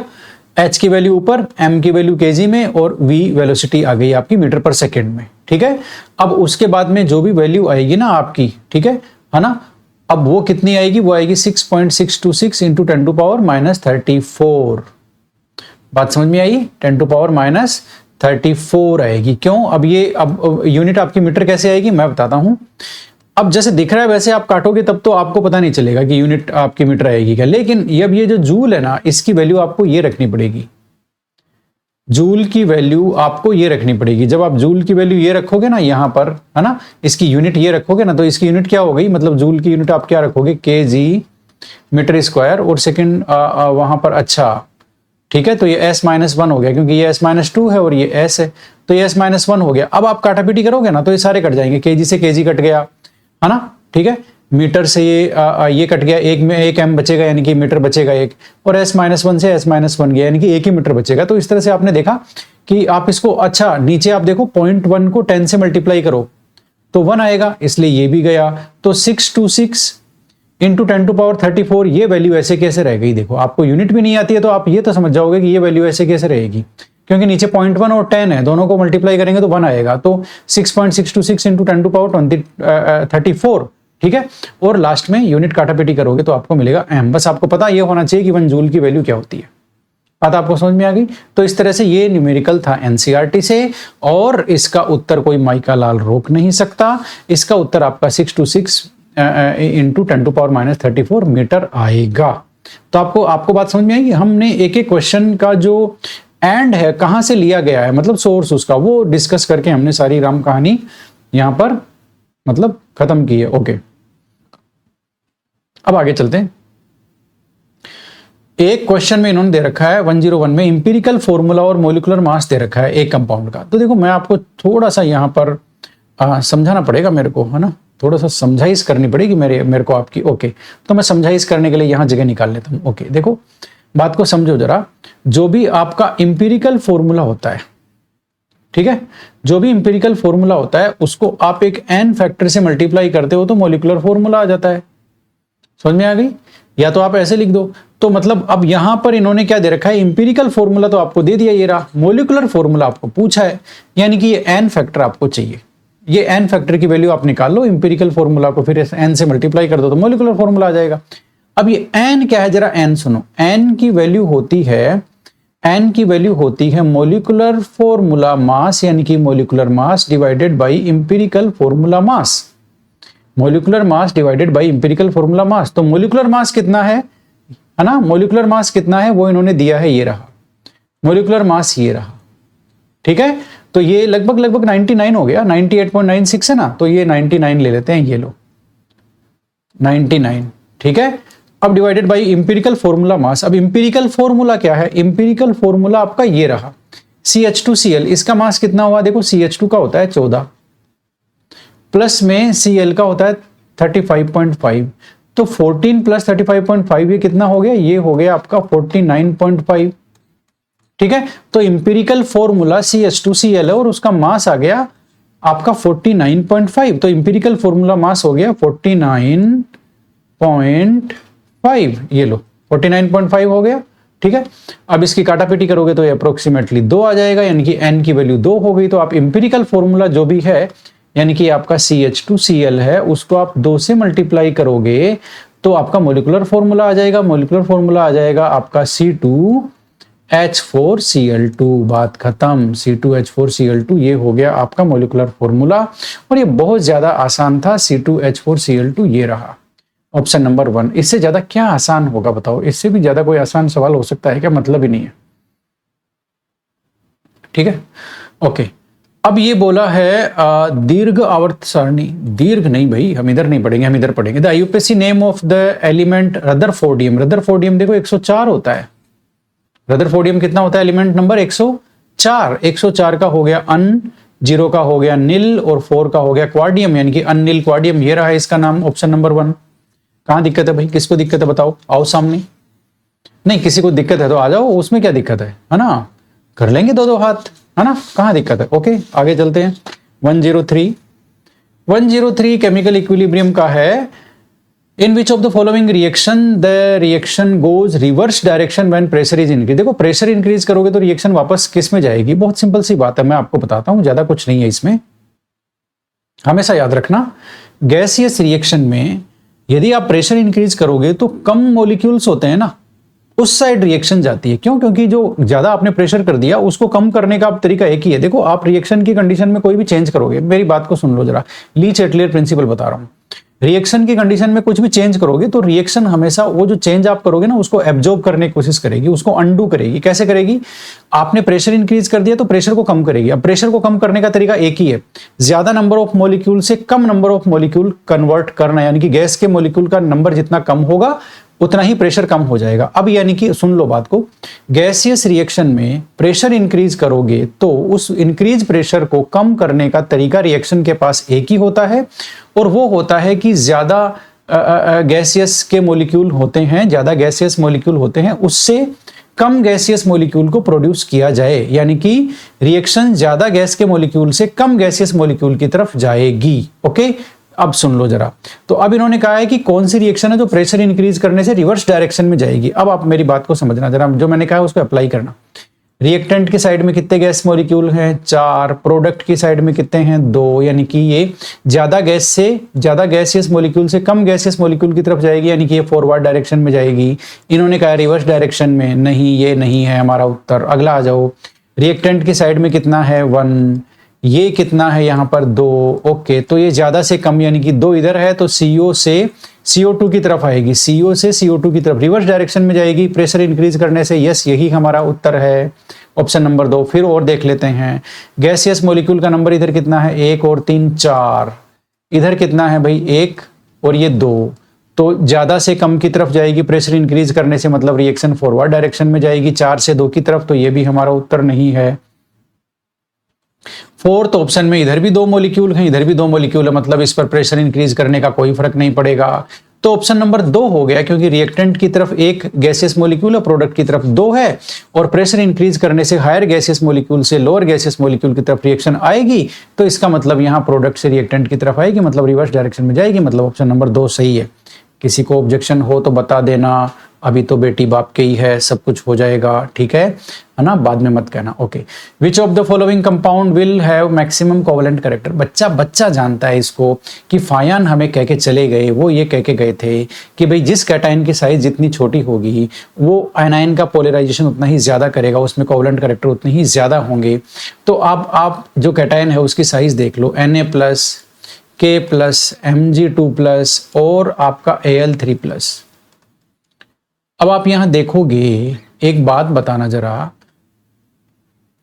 अच्छा जिस यानी कि छोटा एनायन हो, मतलब छोटा कैटायन हो या चार्ज ज्यादा हो, एक ही बात है, तो यहाँ एल्यूमिनियम 3+ पे चार्ज सबसे ज्यादा है, तो ये जो आपका Cl जो आयन होगा उसका पोलराइजेशन सबसे ज्यादा करेगा, इसलिए इसमें सबसे ज्यादा कोवेलेंट कैरेक्टर होंगे। कुल मिला के कैटायन छोटा होना चाहिए या फिर कैटायन पे चार्ज ज्यादा होना चाहिए, तो फायरन रूल के अकॉर्डिंग उस आयनिक कंपाउंड में कोवेलेंट कैरेक्टर ज्यादा होंगे, ऑप्शन नंबर 3 सही है। ये सेकेंड पीरियड के जो कंपाउंड्स है उनका फर्स्ट आयनाइजेशन एंथैल्पी का जो डेटा होता है उसका ऑर्डर 1000 बार आ चुका है किसी भी एग्जाम में, वो इस तरह से होता है, यही तो होता है, कार्बन, नाइट्रोजन, ऑक्सीजन, फ्लोरीन। आप इधर से इधर जाओगे तो आप कहोगे कि साहब इसमें आयनाइजेशन एंथैल्पी है वो इंक्रीज होनी चाहिए क्योंकि साइज डिक्रीज हो रही है कार्बन से फ्लोरीन की तरफ। ओके, होती भी है, वो बात एकदम सही है, लेकिन नाइट्रोजन वाला एक्सेप्शन आ गया, उसके पास हाफ फील्ड इलेक्ट्रॉनिक कॉन्फ़िगरेशन है, इसलिए उसकी जो आयनाइजेशन एंथैल्पी है वो ऑक्सीजन से ज्यादा हो गई। तो जो ऑर्डर सिंपल सा है वो ऐसा होना चाहिए था, वो ऑर्डर हो गया कार्बन, फिर बाद में ऑक्सीजन, फिर बाद में आ गया नाइट्रोजन, क्योंकि हाफ फील्ड इलेक्ट्रॉनिक कॉन्फ़िगरेशन, इसलिए ट्रू ऑर्डर ये है, ये ऑर्डर सही नहीं है, ठीक है। तो अब इसका मतलब सबसे कम कार्बन और सबसे ज्यादा फ्लोरीन, तो सबसे कम कार्बन, सबसे ज्यादा फ्लोरीन और नाइट्रोजन की ऑक्सीजन से ज्यादा, तो ऑप्शन नंबर आपका 3 सही है, और आपके पास कोई रास्ता नहीं है, ठीक है। इंपॉर्टेंट टाइप का क्वेश्चन था, मतलब ये तो आया हुआ है, 1000 बार आया हुआ है।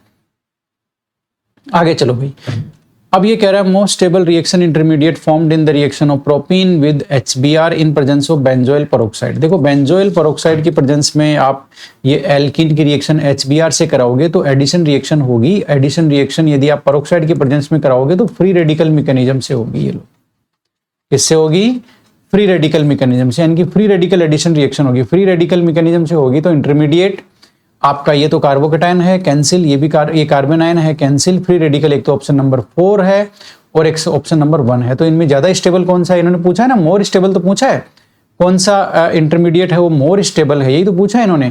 तो मोर स्टेबल तो भाई आपको पता है ये सेकेंडरी रेडिकल है, ये प्राइमरी रेडिकल है, तो आपको पता है फ्री रेडिकल का स्टेबिलिटी का ऑर्डर क्या है, प्राइमरी से ज्यादा, सेकेंडरी से ज्यादा, टर्सरी स्टेबल होता है, यानी कि सेकेंडरी ज्यादा स्टेबल है, यानी कि ऑप्शन नंबर 4 करेक्ट है, ठीक है। अब सेम टू सेम टाइप का जो है वो सवाल मैं आपको यहाँ पर दिखा देता हूँ। हमारे जो ये देख लो, ये यहाँ पर आपका, हाँ ये यहाँ पर आपका क्लास 11 का जो हाइड्रोकार्बन वाला चैप्टर है वो है, और इसमें आपका एंटी मार्कोनिकोव रूल यहाँ बताया हुआ है। ये देखो, ये रहा anti Markovnikov rule, Kharasch effect और पेरोक्साइड इफेक्ट। ये प्रेजेंस ऑफ पेरोक्साइड में addition of HBr, unsymmetrical alkene propene, same case लिया हुआ है देखो, और सेम केस का बाद में इन्होंने बताया हुआ है कि ये बना, ये 1 ब्रोमोप्रोपेन मेजर प्रोडक्ट बना। मैकेनिज्म में इन्होंने बताया है 2 रेडिकल बनेंगे, एक ये बनेगा एक ये बनेगा, ये आपका प्राइमरी है बोल करके लेस स्टेबल है, ये देखो यहाँ लिखा हुआ है, ये सेकेंडरी है मोर स्टेबल है, यही दोनों ऑप्शन में है। बात को समझो, ये दोनों फ्री रेडिकल ऑप्शन में है, सेम रिएक्शन को इन्होंने कोट किया है। तो ये जो ऑप्शन बी वाला फ्री रेडिकल है जो कि क्वेश्चन में ऑप्शन 4 में है, ये आपका आंसर हो जाएगा more stable, secondary free radical है। ये IUPAC नाम पूछा इन्होंने, बहुत ही सिंपल सा नाम है। देखो हमेशा ध्यान रखना, यदि कोई भी कार्बन चेन है उसमें यदि फंक्शनल ग्रुप लगा हुआ है तो फंक्शनल ग्रुप भी है और उसमें आपका कोई भी रिंग भी अटैच है ना, तो हमेशा ध्यान रखना ये जो रिंग है ये सब्स्टिट्यूएंट का काम करेगी, है ना। ये मेन कंपाउंड नहीं होगा, मेन कंपाउंड कार्बन चेन वाला होगा, रिंग वाला नहीं होगा, ठीक है। इसका मतलब ये जो मैंने नीली वाली कार्बन चेन बना दी ना, ये मेन कंपाउंड है, बाकी सब सब्स्टिट्यूएंट। अब नंबरिंग किधर से होगी, देखो नंबरिंग आप इधर से करोगे तो 1 2 3 4 दोनों Br को 3 4 मिलेगा और इस फिनाइल ग्रुप को 5 मिलेगा। तो ये तो नंबरिंग की डायरेक्शन सही नहीं है, इससे अच्छा नंबरिंग इधर से हो। ये देखो इस पूरे फिनाइल ग्रुप को 1 पोजीशन मिली, फिर इसको 2, फिर इसको 3, फिर इसको 4, फिर इसको 5। ओके, ये नंबरिंग एकदम सही है।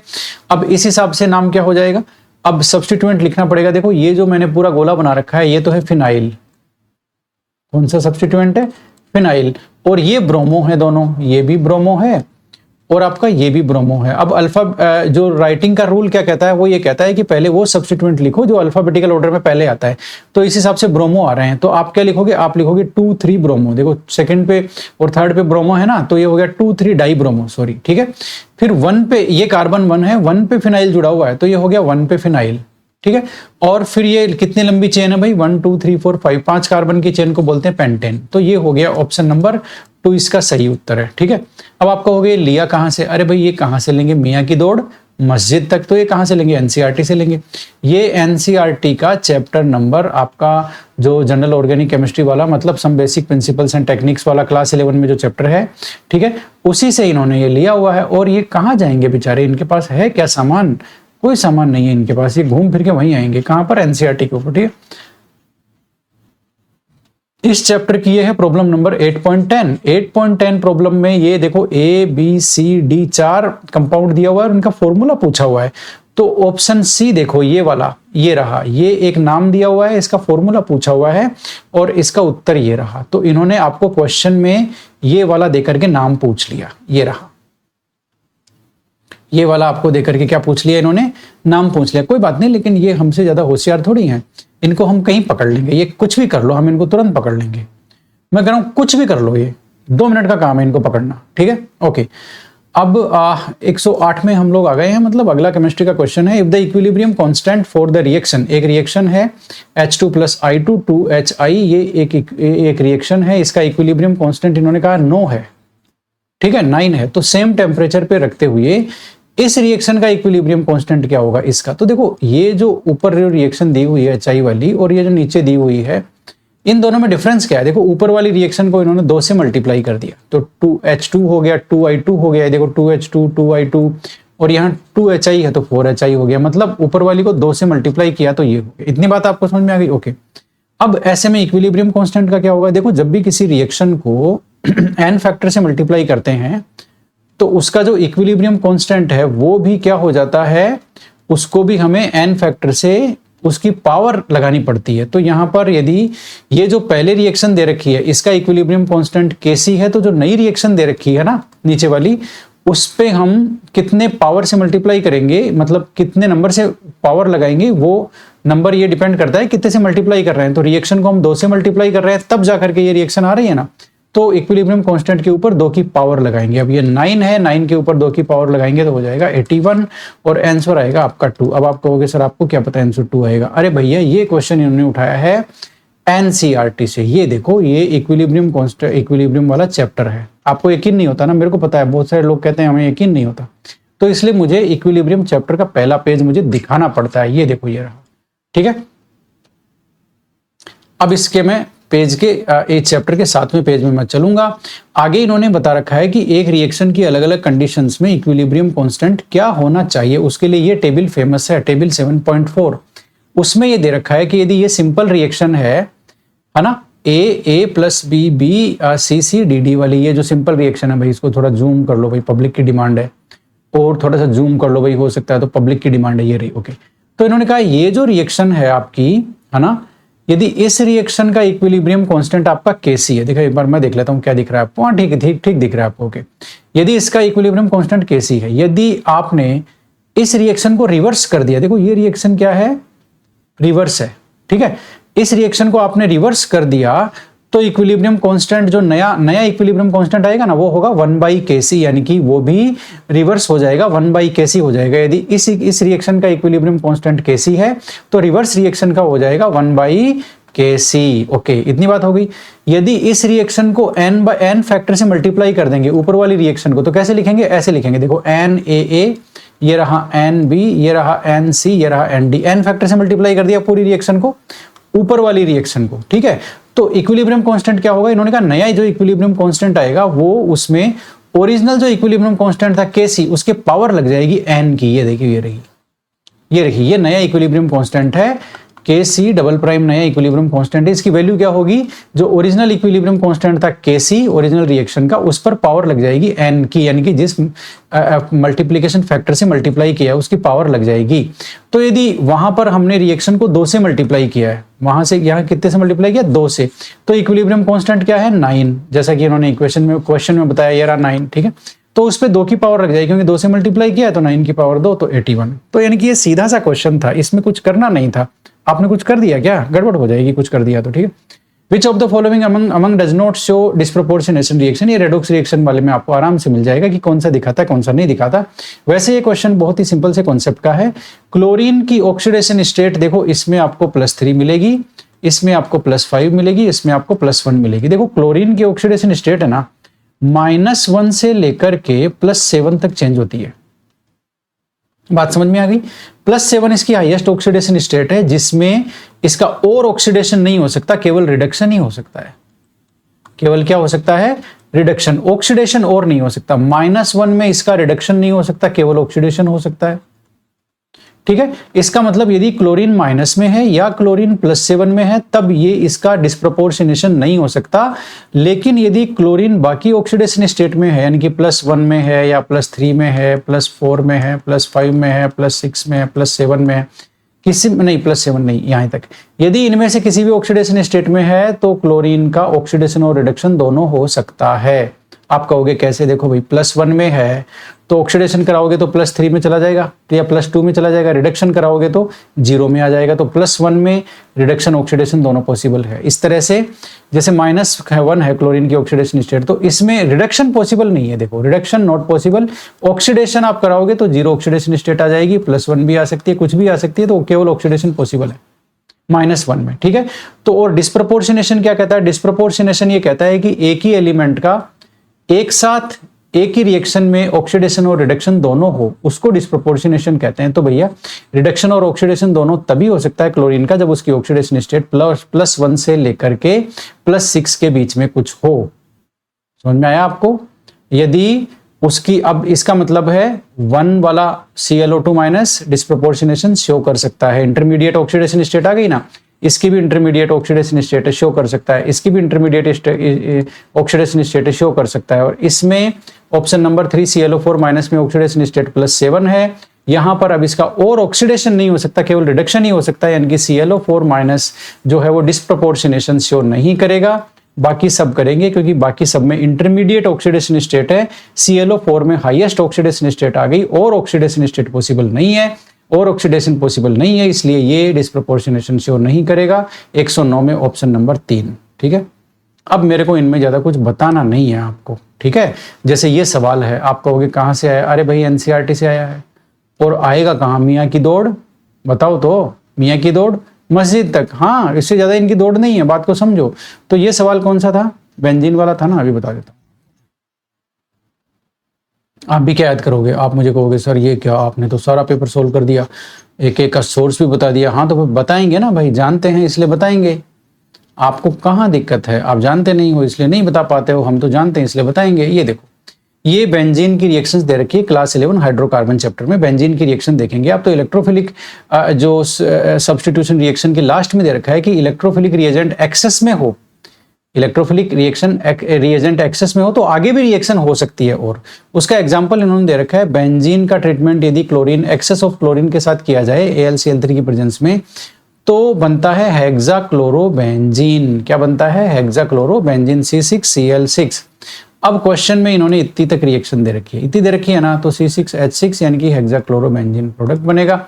देख लो चाहो तो, देख लो चाहो तो हेक्सा क्लोरोसाइक्लोहेक्सेन नहीं, हेक्साक्लोरोबेंजीन, ये रहा option number 4, hexachlorobenzene, same to same. देख लो, बाद में मुझे कहोगे कि सर आप बताते नहीं हो बोल करके। ये देखो एकदम 6Cl2 एनहाइड्रस AlCl3, डार्क और कोल्ड भी जैसे कैसे लिखा है, बेंजीन लिखा है, हेक्साक्लोरोबेंजीन आंसर आ जाएगा। ये देखो डार्क कोल्ड सब लिखा है इन्होंने, है ना, क्योंकि मियां की दौड़ मस्जिद तक, तो ये आ गया हेक्साक्लोरोबेंजीन, बात खत्म, है ना।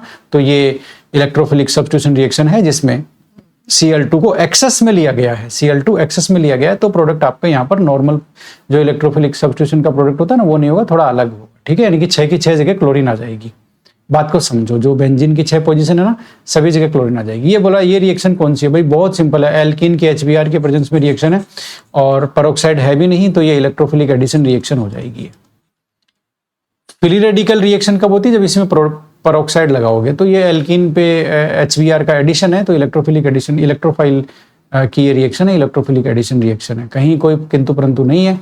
और ये क्या है आपका कार्बाइड वाला सवाल, तो ये मैं आपको दिखा देता हूं, इसको तो बंद करते हैं भाई, बार बार खुलता है ये।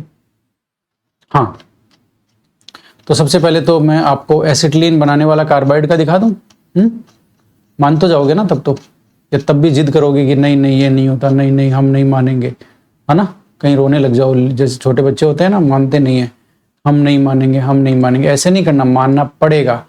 आप क्या चीज हो भाई, 7 बार मानना पड़ेगा। ये रहा एसिटिलीन बनाने के मेथड, ये आपकी एल्काइन है, वो सॉरी हाँ एल्काइन है। एल्काइन में मैं आपको दिखा देता हूँ, पहले तो मैं ऐसे नहीं, मैं सबूत के बिना बात नहीं करता। ये देखो, ये रहा क्लास 11 NCERT का चैप्टर है हाइड्रोकार्बन। एल्काइन में आपको दिखा रहा हूँ, एल्काइन में एल्काइन को बनाने के मेथड आएंगे, अभी देखना। ये रहा प्रिपरेशन, ये रहा, और पहला ही प्रिपरेशन है कैल्शियम कार्बाइड से। ये रहा कैल्शियम कार्बाइड से एसिटिलीन बना सकते हैं।